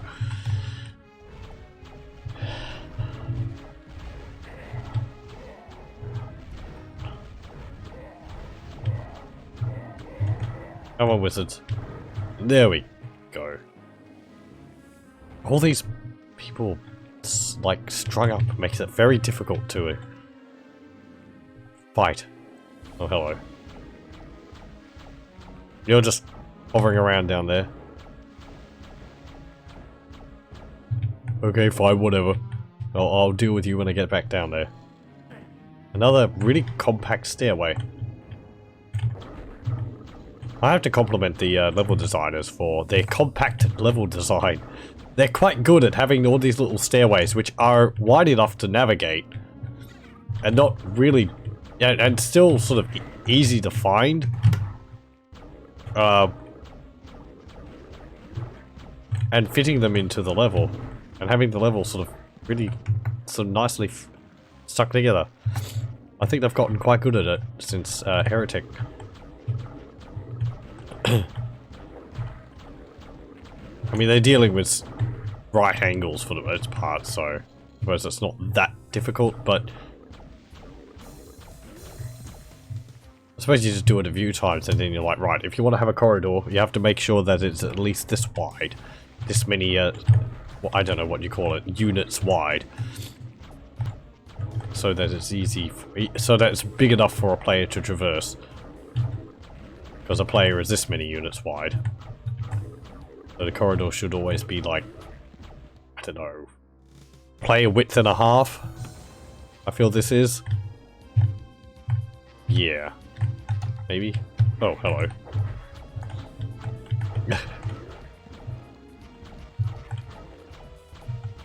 Oh, you can actually see some purple magic firing from in front of me whenever I attack like that.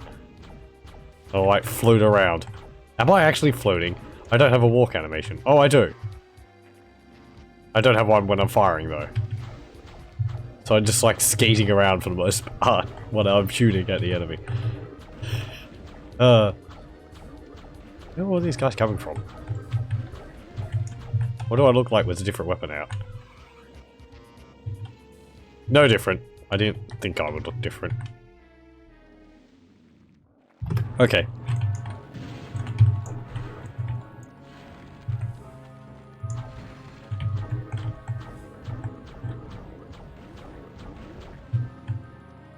Right. Oh. Are they just spawning in constantly? Maybe not.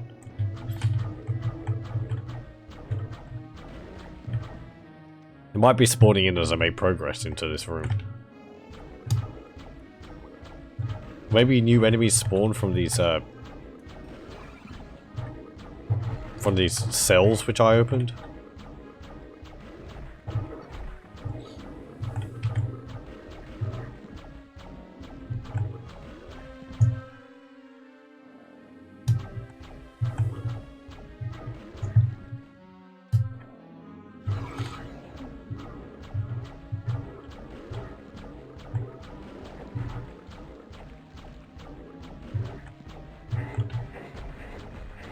Come on. And you.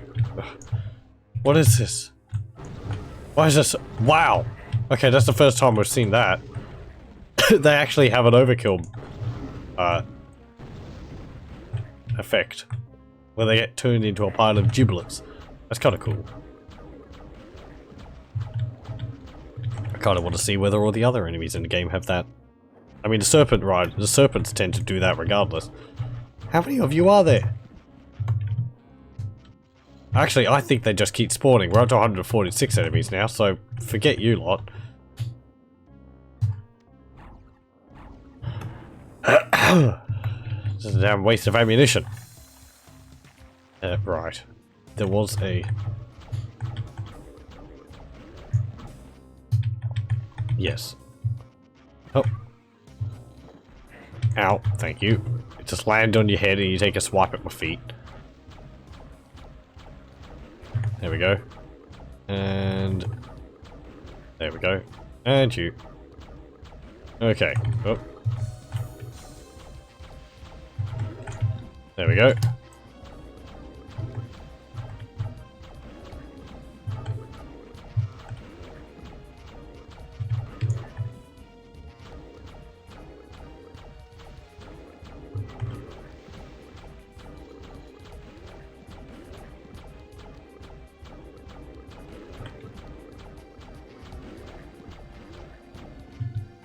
Okay. Yeah, look at that. No, holy, it just jumped up by 10 again. Okay. So this is sort of like the part of the level where enemies just keep spawning in. Ugh. Good thing I've got an infinite attack, infinite ammunition ranged weapon, which is pretty good for getting rid of veterans. So what have we got in this level which we could possibly have left to do? There is an area on the other side of that chamber. I just gotta leave the enemies. If they keep spawning in, then I'm not gonna bother my time trying to kill them. Yes, far end here. Unless they're in my way, that is. Get out of here. No, not here.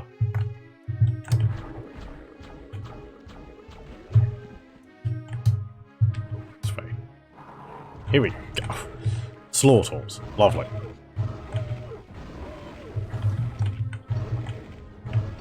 Oh, bugger you.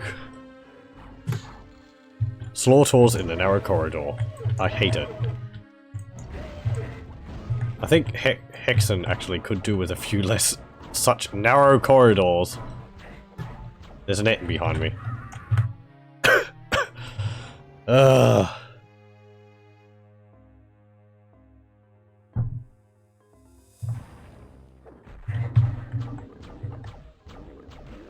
That could be the subtitle of the game. Hexen, there's an Etten behind me. Okay. Hello. Let's just scoot around here. Because this is a wider space. There we go. Rather than trying to dodge their shots in the hallway. But what's the point of that?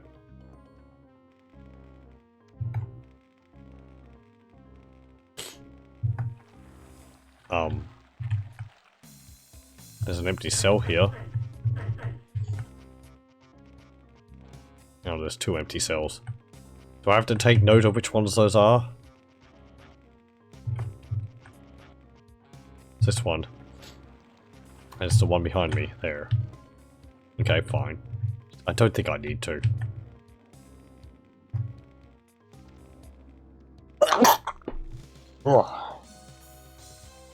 On me. Right. Well. Careful. The Ettins are going to start attacking me soon. See, look at that. It only hit it once. Ettin behind me.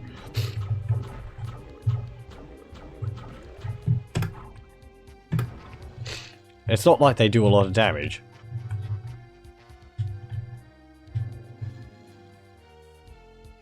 But they can dogpile you. Right. I'm actually going to look it up. Is there a reason why I'm in here, besides killing monsters and getting loot? What's it called? Dungeons. I assume so. I assume I'm looking for a key.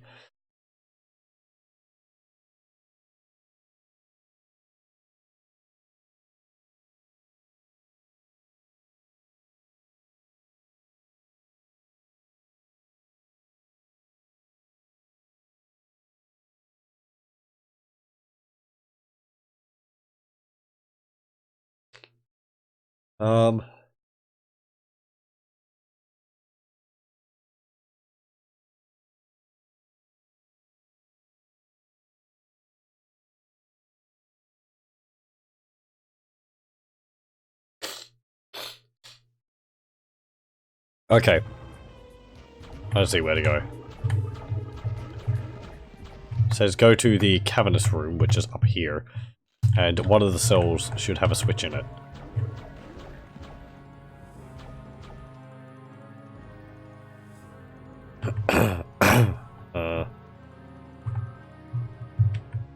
First cell. This one. Yes. Okay. And then that should have opened up an area.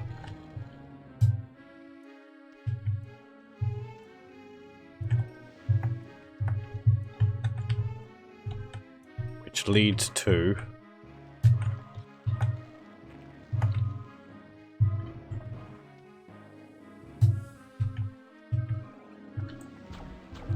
another room with some centaurs and those creatures of Black Lagoon, you know. Or sludge monsters, I think they're called. Kind of like my name better. They do. They do. They look like the. They look like, you know, 40s, like rubber, 30s or 40s, like rubber suit monsters or whatever.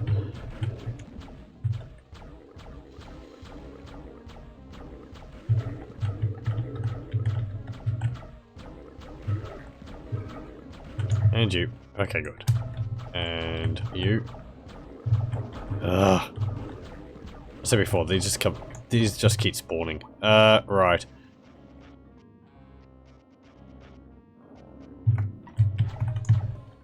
Where...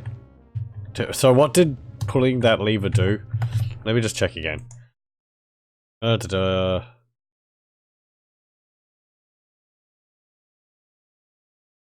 Open a wall in the passage, leaving in front of the dungeon. Leading...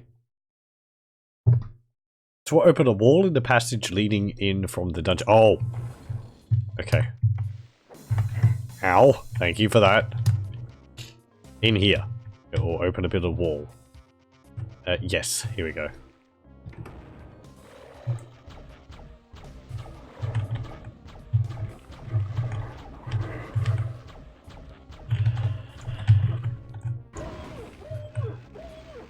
Okay, there we go.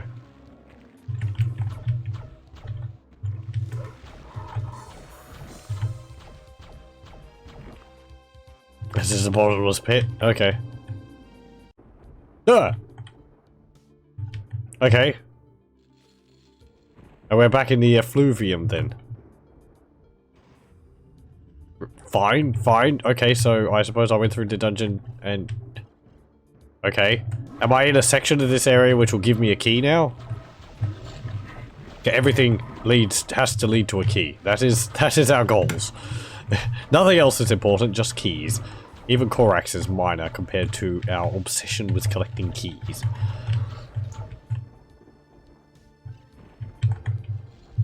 Ooh, green mana. And collecting green mana. Right, get that. Right, okay, so... And that did give us a new area to explore in here. So, that could be only a good thing. That was rather odd though, the previous area seemed to be just to get over here. Kind of a roundabout way to do things. I feel better if a level actually has more of a purpose than just being an obstacle course. Cool. Hey, and the water rises!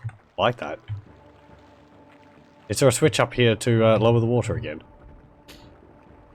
Or there's these grates, which I suppose stop it from rising further. Yes, okay, I like that. And this one lowers it again? It does. That is pretty cool. I like that. Can I get out of here before the water starts rising? I suspect so.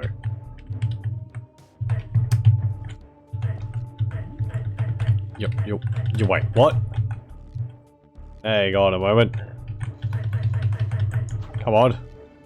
I turned you once. Oh, don't tell me I could only turn it once.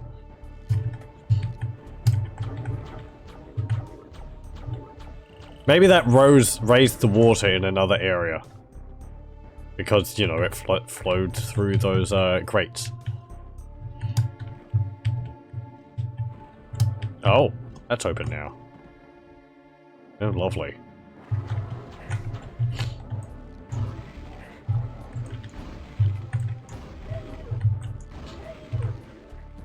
What lovely shades of brown were found. Brown walls, brown rust, brown serpents.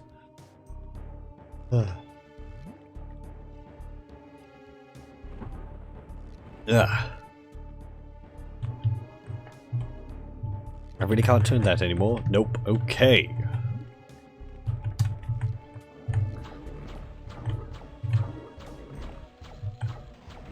There we go. Right, I was going over here, wasn't I? Yes, because it was in here. Okay, and... the brown serpents. I can hit them with this when I can't see them, if I can know where they are. Look at my cunning tactics. Okay, is that all of them? Oh. Aha! Who's a smart guy now? Right. Well, I suppose I want to empty these. So let's do that. I like these little these little rotatey valves. Yeah, okay, they open up as you'd expect. Tunnels in the back, which don't go anywhere.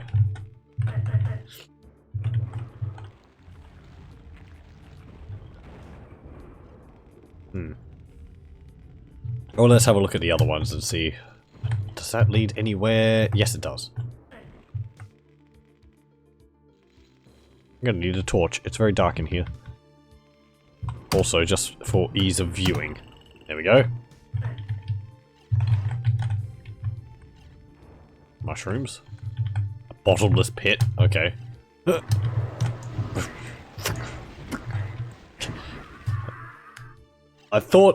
I saw those mushrooms and I was like, I've seen previously gas clouds which seem to have spawned from mushrooms getting destroyed. Are those ones the ones which explode? Yes, they are. Okay, there's a portal. And in the last one is...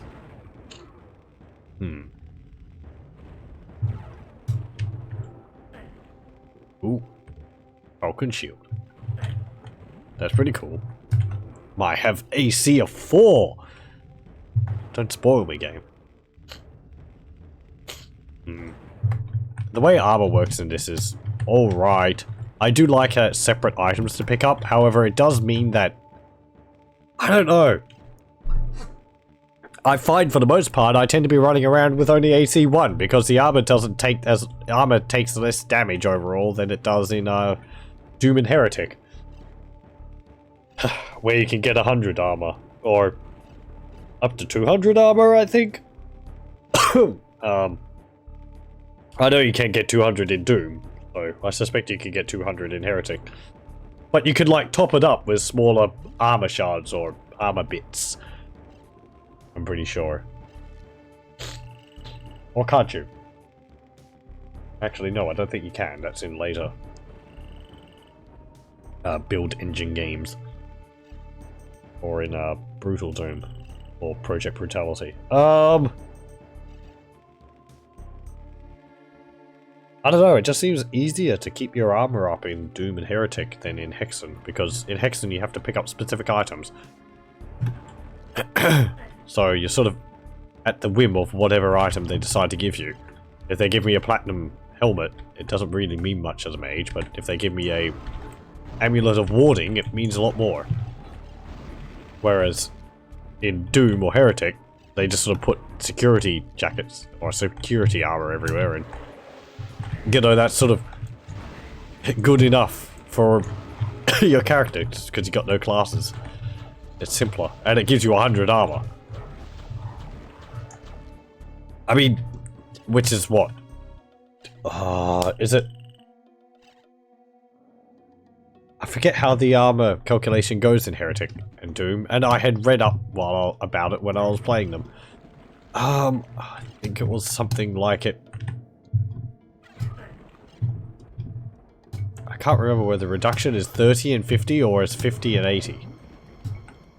Might be 50 and 80. Yep. Nice little rocky, what's it called? Rocky area there with water running down it. Okay, another portal. Is there a thingy over there? Oh, there.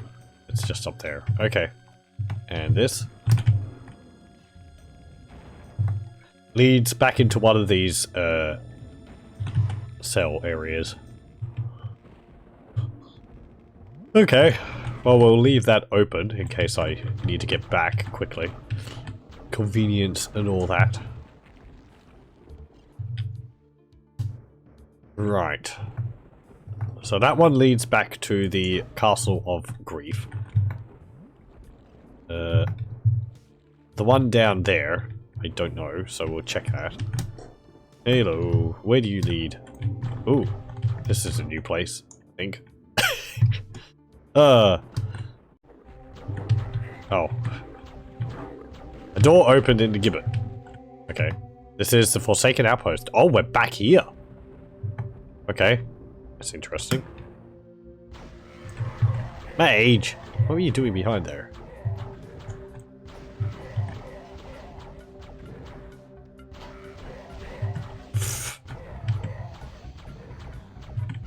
I think you can force them through the portals.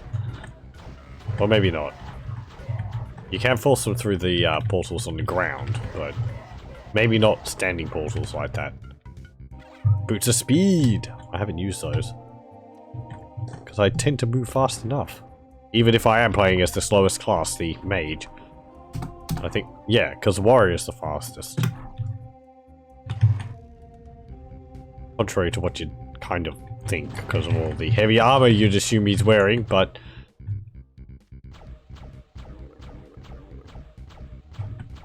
well... I suppose warrior's got to be the fastest to be able to close the distance in melee. Okay, so... just being in this area opened up a nice little chapel. Opened up an area in the gibbet. So, that's cool. We don't really have to go through the Forsaken... Forsaken whatchamacallit. Again.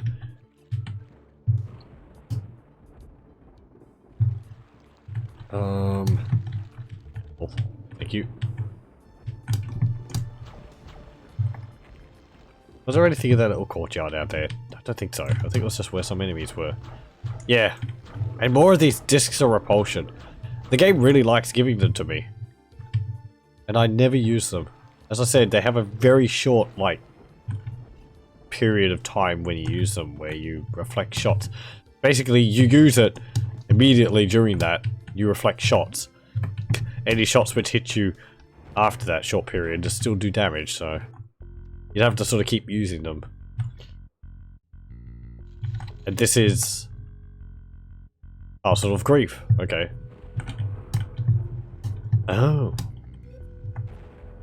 Okay, cool. So does that mean there's another portal over the other side there?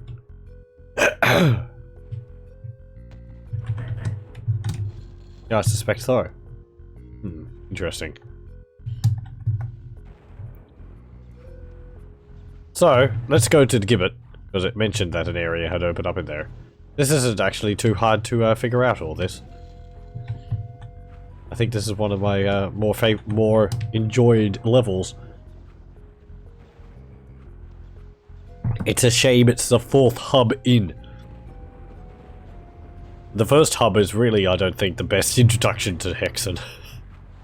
It's kind of, it's still, I think, kind of the most obtuse. Maybe, it's a lot of lever switch, let me just think. It's a lot of lever pulling. And for the most part, the levers which you pull activate stuff in the main hub. In the side areas, when you pull switches, they activate things in the main hub. And then when you pull the switches which are revealed in the main hub, they do things in the side areas. From what I believe, or open up doors to other hub areas. Oh, there's a message here. You hear a door open upstairs. Okay, fine. The second hub had a few times where it said something like, you hear something moving in the distance, or you hear a door opening in the distance. Which, the first time that happened, it was sort of like, okay, so where did that happen? How far is this distant? Is it across the level distant? Or is it like a room away distant? Turns out it was a small hut, which was in an area near the castle where I pulled the lever. It took a little bit of finding. The first hub and the second hub, I think, have had the worst of the lever pulling. Especially when you've got multiple sections going at once, where it's like 2/3 of the puzzle, or 1/3 of the puzzle has been solved. 1/6 of the puzzle has been solved. That doesn't help. The third hub, except for the whole planetarium putting the gems into specific spots, that wasn't too difficult. Because it was essentially just go through the level, find the gems, and then also obviously bring them back to the one spot. The only thing I got caught up on was I wasn't expecting the game to be so specific as to have to put them in the holes on the texture, rather than just having the whole panel as an activated texture. So the third hub, I think, was better than the first and second hub. This fourth hub, I've really been having no troubles at all, for the most part. It's just, well, first it was find the 4 cogs, which were all in this main hub area. And then that opened up a portal, actually the second portal we found in this area, to the gibbet. The first area was a Forsaken outpost, which is found at the rear of the Castle of Grief. And then essentially it's just go through those areas. Oh, you find books? Yeah, go to the library and put them on a shelf there. That's pretty easy to figure out. Then there's it's a golden head for a statue. Find a golden statue and put it on top, and that was obvious as well. And the rest of it's sort of just been going through linear levels with a lot of monsters. It's been more enjoyable, and it hasn't been as complicated. So maybe this would have been a better one to start off with than later ones. Or they could have just redesigned how they did the first 2 sections. That is another possibility. That is another option that I could see have been opened to them. Anyway. Enough of my analysis. We still haven't found the key, but actually, thinking of that, I hear a door opening upstairs. Upstairs. Door. Door. Ah. Door. Wait, I can't get past you. Get out of my way, Knight. Do I have to... okay, do I have to jump over you? You're just being this mean to me, game. Oh, I can actually destroy these? I can. I thought I had shot them previously and they hadn't been destructible. Interesting. Yoink. Okay, all the crushing areas in this section is annoying. I mean, they tend to be displayed by flickering screens, but there's the golden statue we had to put the head on. Actually made the entire floor disappear. Or nearly the entire floor. There was a crack in it already. That was quite cool. Oh, hello. That's not so cool. I wonder if that would have been able to telefrag me if I was standing right on top of it.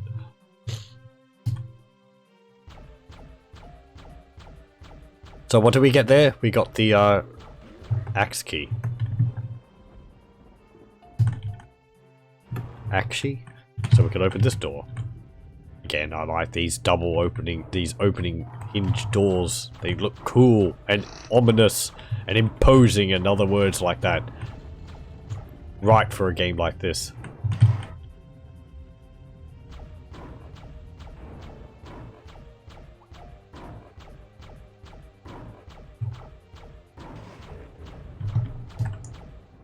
What?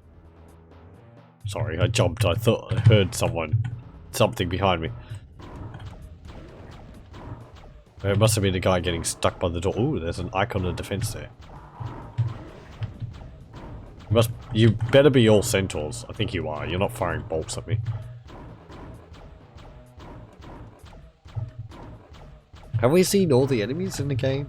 I thought there would be more enemies in this. I suspect there might be one or two more which we haven't seen, but I don't really want to check in a unit list to find out, because if I find that we've actually seen all the enemies, that'll, you know, kill some of the joy of exploration. Well, let's go into the obvious trap.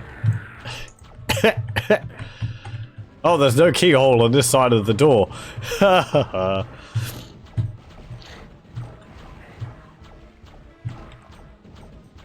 There's also that reason why they might put the keyholes on different sides of the doors. If they decide not to do that, you can't actually open the door.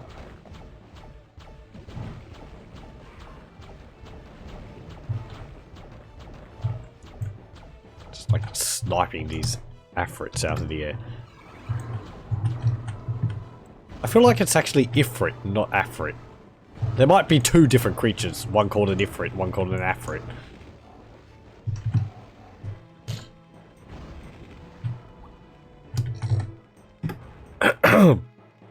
Or it could be different translations of the same word from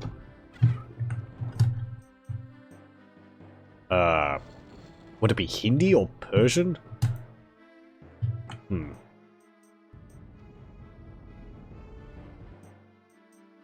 Because an Afrit, I think, is something from Persian mythology, like a Ifrit or a jinn.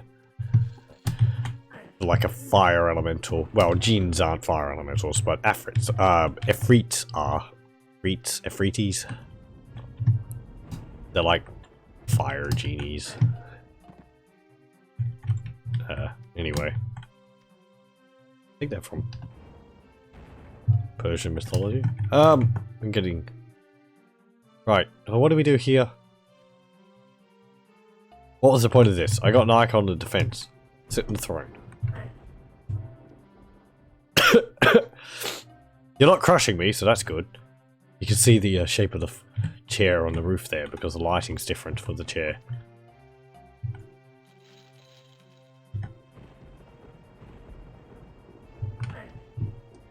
Right. Anything in these? Can I lower these? No. Any hints here? These are all just pointing inwards. Hmm. Oh, wait. Oh? No.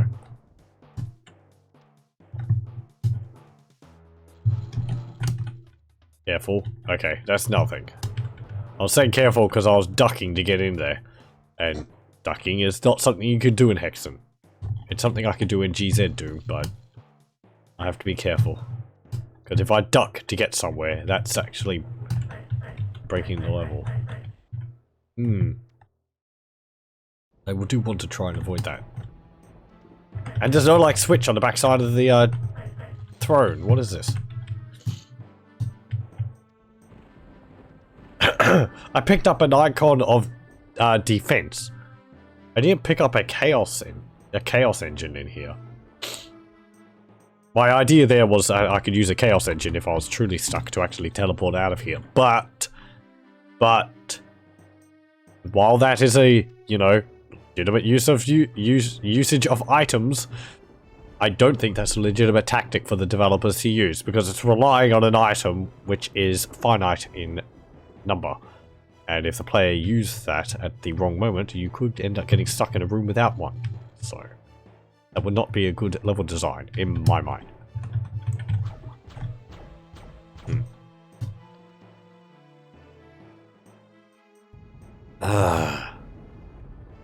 There is these things on the side here. Yeah, they would obviously lower down. So, why have they not done so?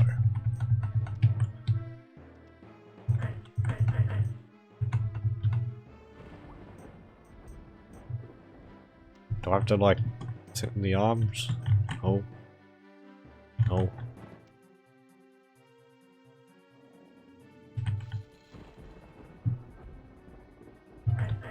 Hmm.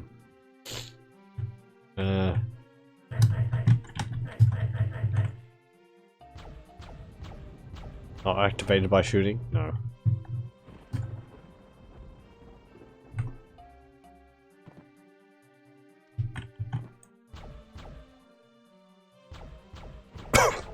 Hmm. Is there anything different standing out from here? The two corpses are the same. These four corpses on poles here are the same. These statues. They're all the same. They're all the same. These arrows here. They're all the same. These. They're all the same. Hmm.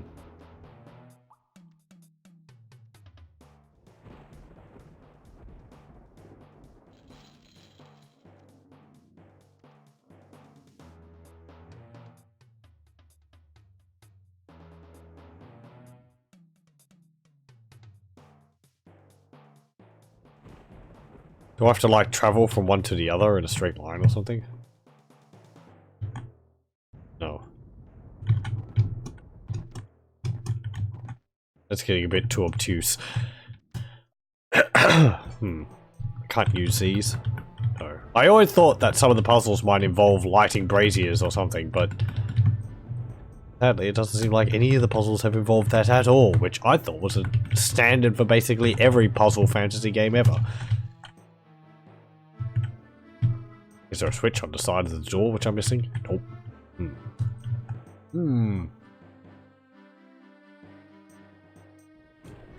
There's a conundrum. Obviously, these should open.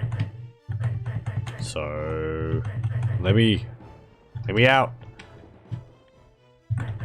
Am I gonna have to look this up? Hate looking things up.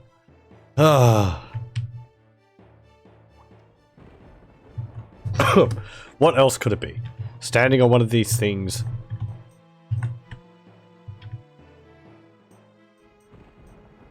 Is one of them different somehow? Oh.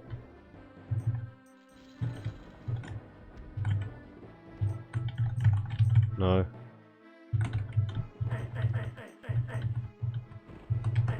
I can't, like, use the stairs to lower them or something, can I? He doesn't grunt at certain sections of it. That doesn't really help me.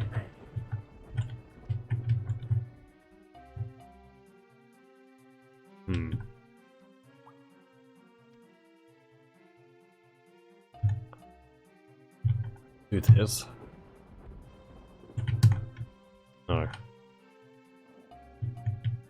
I mean, if they like... I'm assuming they're arrows. That's why I keep going back to them. But they're pointing at each other, but... not really meaning anything. There's just a pit down both of these things, isn't there? I'm gonna save before I, like, fall down the pit and kill myself. Well, I think I saved before. Come on. I got over there before. Oh, slid off. Okay, there we go. Well. I fell too far. Okay, and the other one is the same?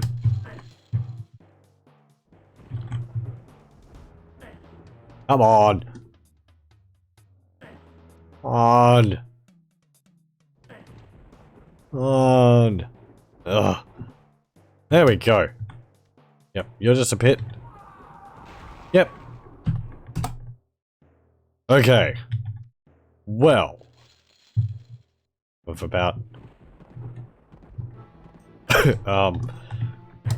with about... cut out every possibility here. Barring, like, a wall which is not actually a wall. I can't pass through those.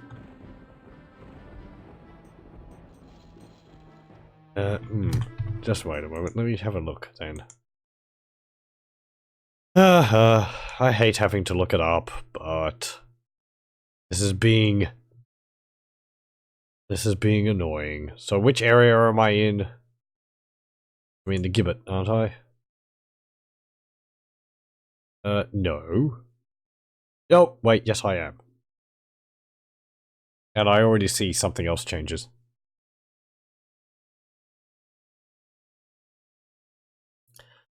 Okay. Right, there's a section here, bugs. There is a script on this level running every few seconds, which is supposed to check if there are 3 green chaos serpents left or fewer, and open required passages out of the room behind the axe door if this condition is met. Instead, it checks if there are exactly 3 green chaos serpents. Thus, if the player kills 2 of the 4 chaos serpents at the same time, or kills any of them on any of the easier difficulty levels, the level and the hub will become impossible to complete without cheating. Note that this soft lock does not occur on the Nintendo 64 port. I believe I actually read that before I started playing the game, but... Did I really kill 2 of them at the same time? I thought I was using lightning to kill them. How fast is both at the same time? Well, there is 3 dead chaos serpents here.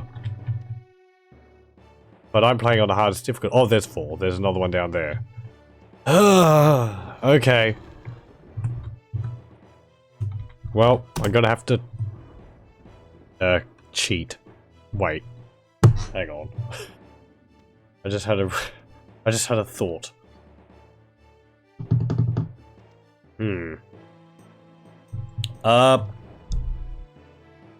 Might be in a bit of a sticky pickle.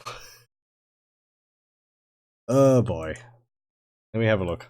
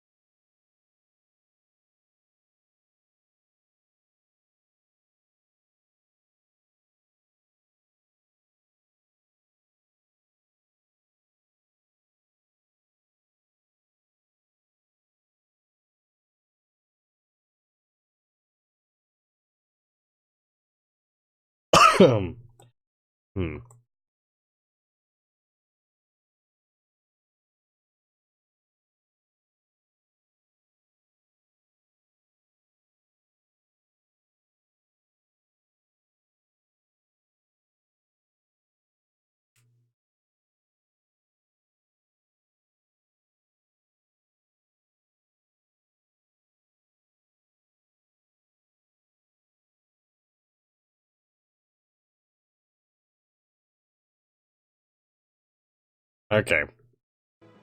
Well, I'll see whether this works. They'll probably kill me.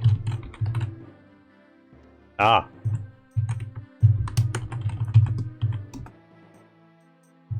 Okay. If I reload then.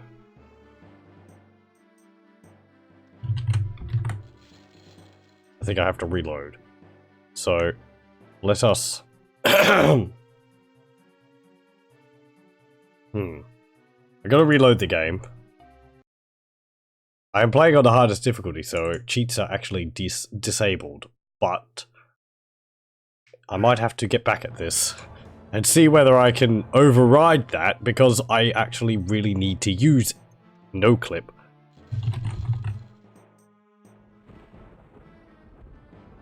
To be able to...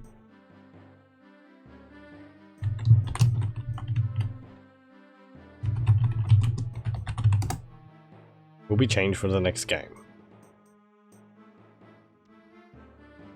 I suppose, Can I activate them in the menu?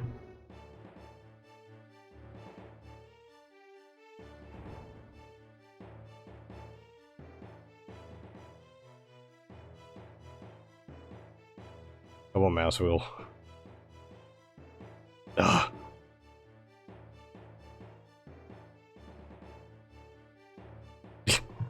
Okay, that's the bottom. Bottom.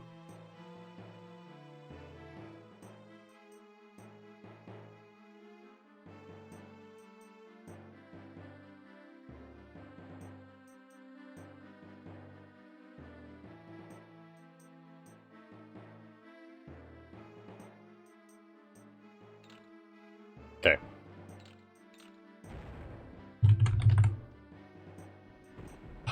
I did activate them though. Did that save?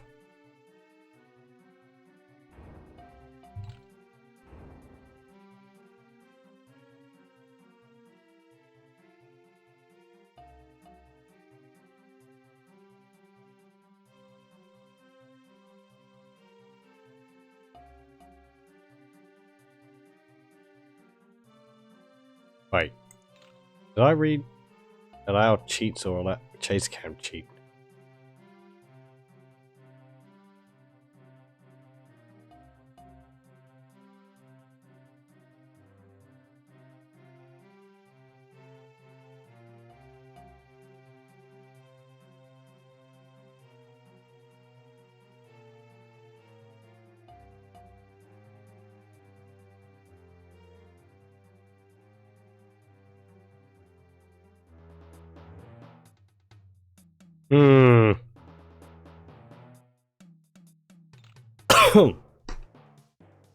Let's see.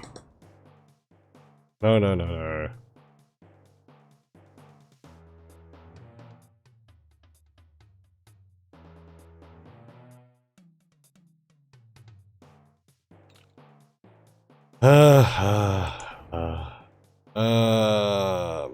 Well, what could I do in this situation? I'll redo the level. Oh boy. I would have to check. Let's have a look at one thing. If I'm going to have to redo the level, I'm going to check something beforehand. Here we go. But we got one more hub after this.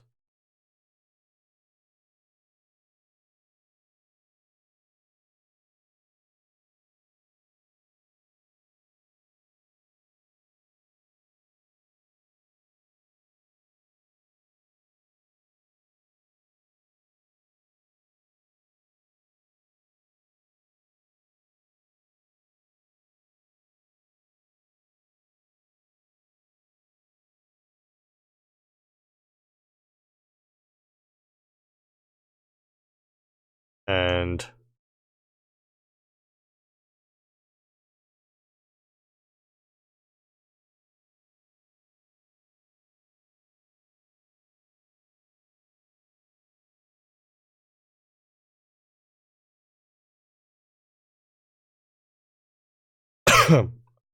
okay.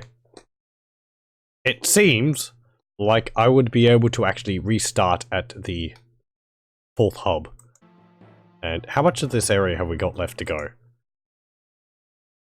I was mostly concerned about whether we would have to do the entire game again, because the later secret levels would rely on having done some of the earlier ones, as has been the case. But I don't think that's actually the case anymore. I think we've gone past that. Let's have a look at this. Nope, okay, that's the expansion, I thought so. Death Kings of the Dark Citadel is the expansion for Hexen. So, we are in, what is it? Forsaken Outpost, is it? No, it's the Gibbet. Yes.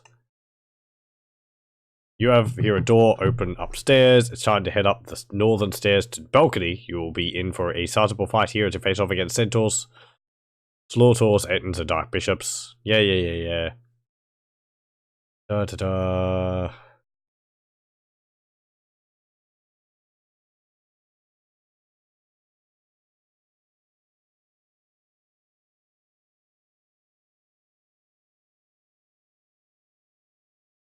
Right, okay. After killing the 4 green serpents, side chambers open to unleash dark bishops.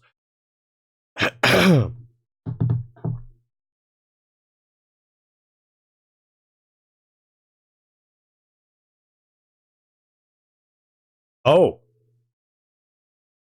Okay.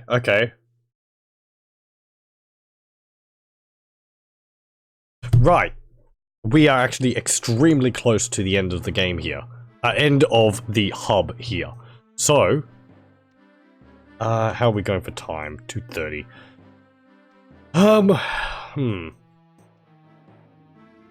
How would I do this though? I save game, Hexen Part 6. Game 1. And if I go new game, start as mage, archmage difficulty, there we go. Yes, cheats should be activated now. No clipping mode on, yes. Okay, good. I do. What is the level for the hub 4? Hub 4, Castle Grief. No, not the Castle Grief, I want the Gibbet. It is...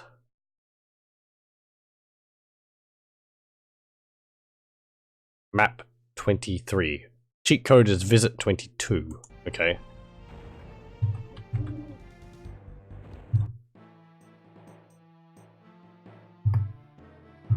Okay, we're in there now. I can do...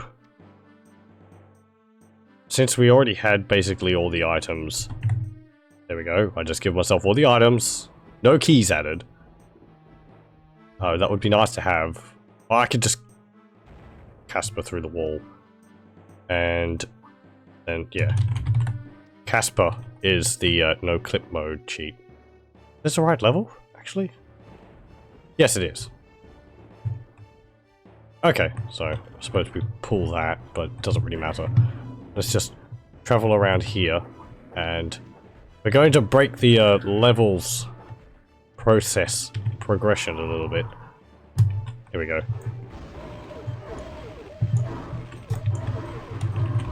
There we go. We've jumped ahead a bit. I think the scripts... I hope the scripts should be fine.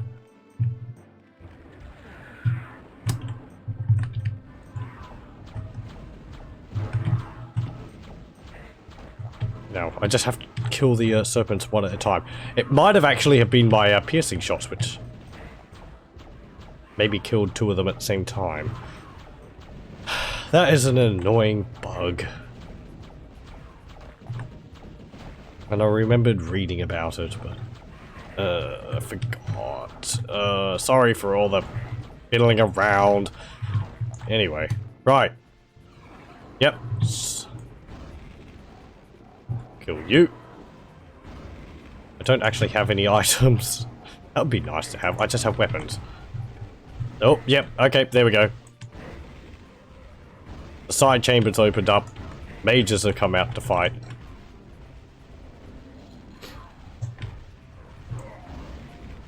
If I could have a brief moment, actually. Let's have a look.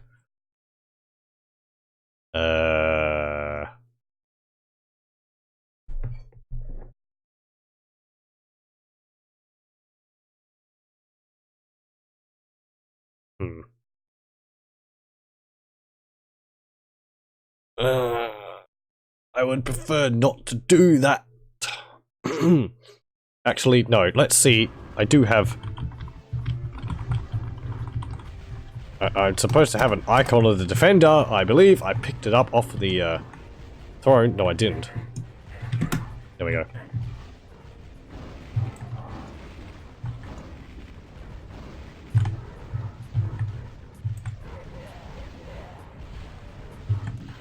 That would be more useful to use against what's coming, but...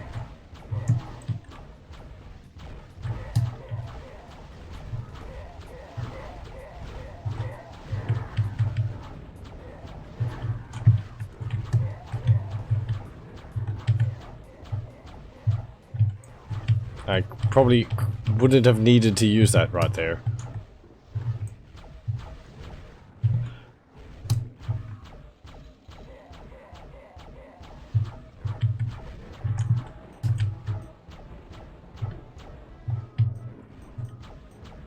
And... you! Come on. There we go. Right, okay. Now we've got... we got Heresy Arc to deal with. Yes! It's a rematch with the Heresy Arc. Oh boy. I'm going to save. Save. Hexen Part 6. Game 2. Right. This is actually going to be harder than it would have been for me beforehand because I have not got all my items. Be nice to have. He's going to start actually summoning mages. Oh, I'm lovely. I'm so low on ammunition. I don't have any of my craters of might either.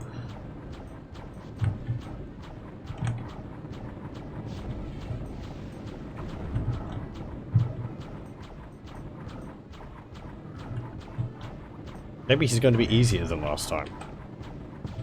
I mean, I don't know. Let's just keep shooting him and find out. Oh, ow. I do like the boss though. I like his varied attacks.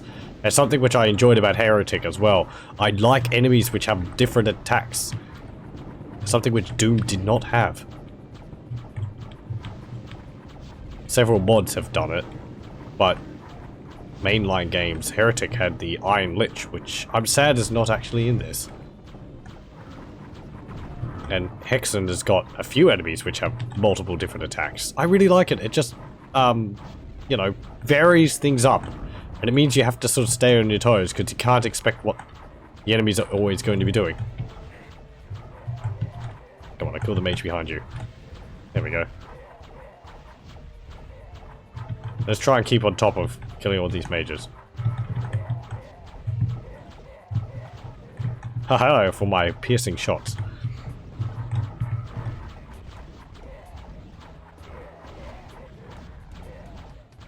Are you dead yet? I think he is, because he's summoning more and more mages. Right, let's just focus on him.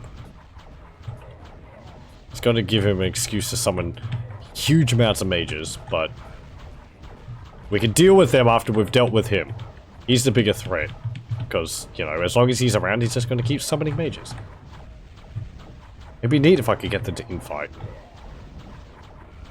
The only thing I don't particularly like about this boss is I don't know whether I'm dealing damage to him or whether he's sometimes invincible. I'm gonna have to look that up after I beat him. Because previously when I was fighting him in the last hub, he actually reflected some of my shots back at me. But I didn't know whether that was invincibility or he just has, like, shot reflection every now and then. Like when he's casting spells or something. He can't reflect my, no, I didn't know whether that was invincible, you know, invincibility when he's casting spells, or just spell reflection when he's casting spells. Because I don't know whether my sapphire staff here, wand, is actually dealing damage to him all the time or not. There he goes. He's dead. Ah, brown bread. And we just deal with these mages. And this unfortunate side situation is we can leave behind us. This unfortunate bug, which I managed to land myself in. Oh. Good thing we're so close to the end of the level. That is the Heresiarch dead the second time. He's got a neat little lava pentagram there, which he was on. So let me have a read up about the Heresiarch. I think I earned that. Let's see. Yeah, here we go. Heresiarch. Heresiarch is a boss from Hexen that appears as large demonic sorcerer with red skin, a tail, and black robes trimmed in gold and violet. Makes a cameo at the end of Dome and Despair on Heretic and appears as an enemy at the end of 2 hubs.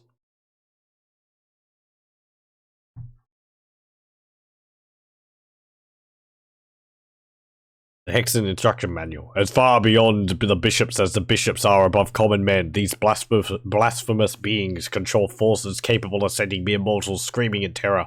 The Heresiarch knows several spells, including a strong reflective spell, 2 types of magical attacks, and a summoning spell that gates in dark bishops to aid the Heresiarch. I like that it says gates. Only a superb warrior can defeat a Heresiarch without sustaining serious injury, or a powerful mage.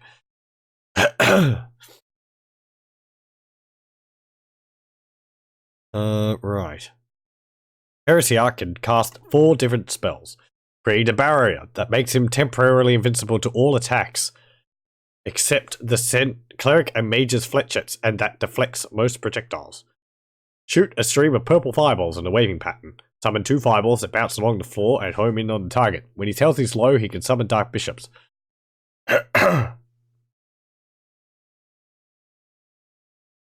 The 3 cubes orbiting slightly above the Heresiarch head, and those cubes determine what ability he uses. Purple cubes cast the purple stream of projectiles and homing fireballs. The blue cube allows the Heresiarch to generate his reflective invulnerability shield, and the green cube allows the Heresiarch to summon dark bishops. Okay. So, it is temporary invincibility, so... Yes. Okay. The Sapphire Wand is safe to fire upon the Heresiarch as its shots will not bounce back, although a kill by this method will be quite slow. So, yes, he is invincible at certain times. However, using the Sapphire Wand is a good way to kill him, even if it takes a little while. Because it doesn't reflect back. Okay.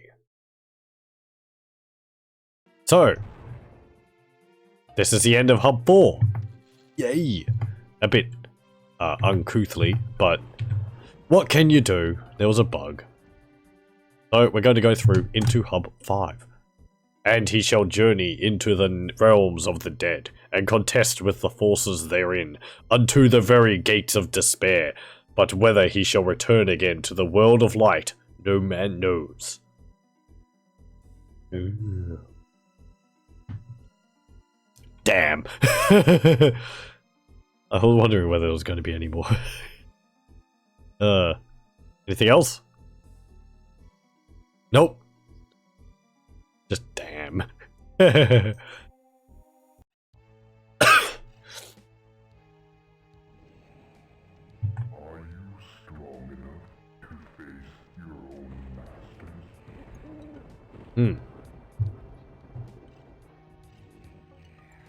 The apprentice becomes the master? Ooh! New enemies. But yes, I think with that, we're actually going to call it here for the night. I'll just... No! Not what the quick save I wanted was. I saved over game 2. Whatever. So, yes. Oh, actually, since I no longer need it, I will... where was it? Pardon me.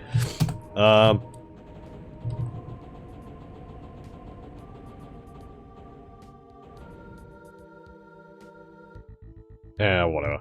You can trust me. SV cheats false. We change for the next game. Fine, whatever. You can trust me. I will not use cheats ever again, unless there's another bug. So yes, I'd like to thank you very much for joining me for Hexen.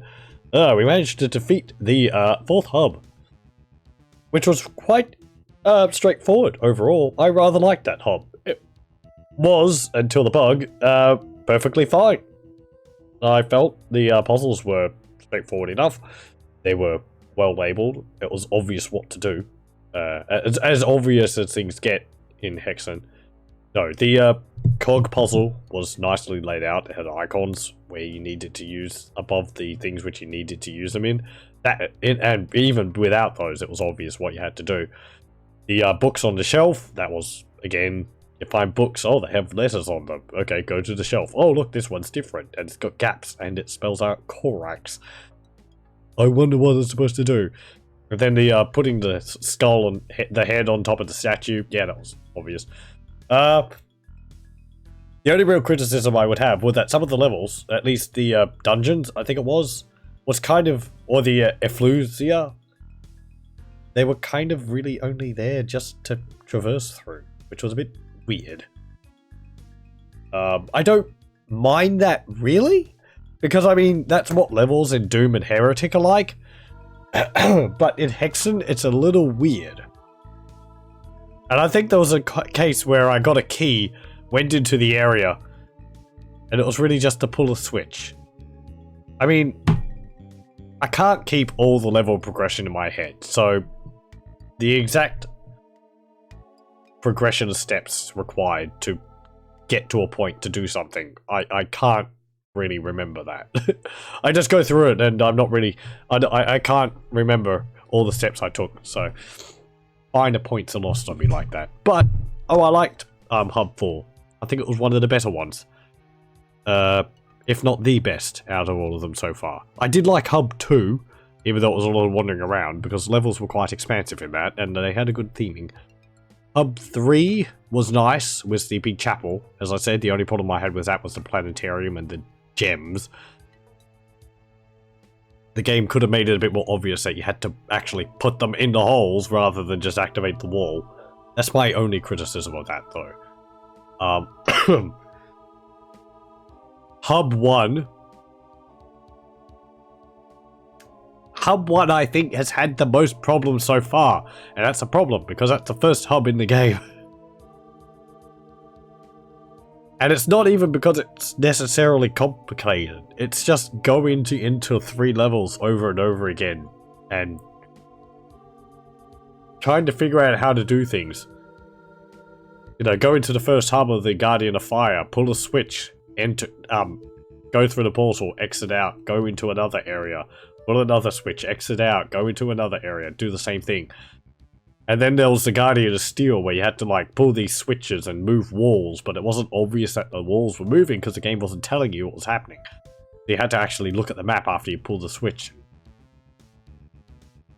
I think as the game's gone along, they've gotten better at actually telling you things are happening. The second hub, or as well as the first hub, did have a problem, as I said earlier, with, like, you know, 1/3 of the puzzle has been solved, or 1/9 of the puzzle has been solved. It's like, okay, great. That's intimidating to see, because you're like, what puzzle? A log, as I was saying in those earlier levels. A journal of some kind where your character notes down things and maybe voices their opinion on it would be helpful, if only to guide the player. But anyway, yes, I would like to thank you very much for joining me for Hexen Beyond Heretic. Next time we go into Hub 5. Oh boy, there's apparently new enemies. I was wondering if there was any new enemies. They're big, like, floating skeletons which shoot bolts at me. Oh joy. But yes, so I will thank you very much for joining me. I hope you join me next time. Stop the recording here.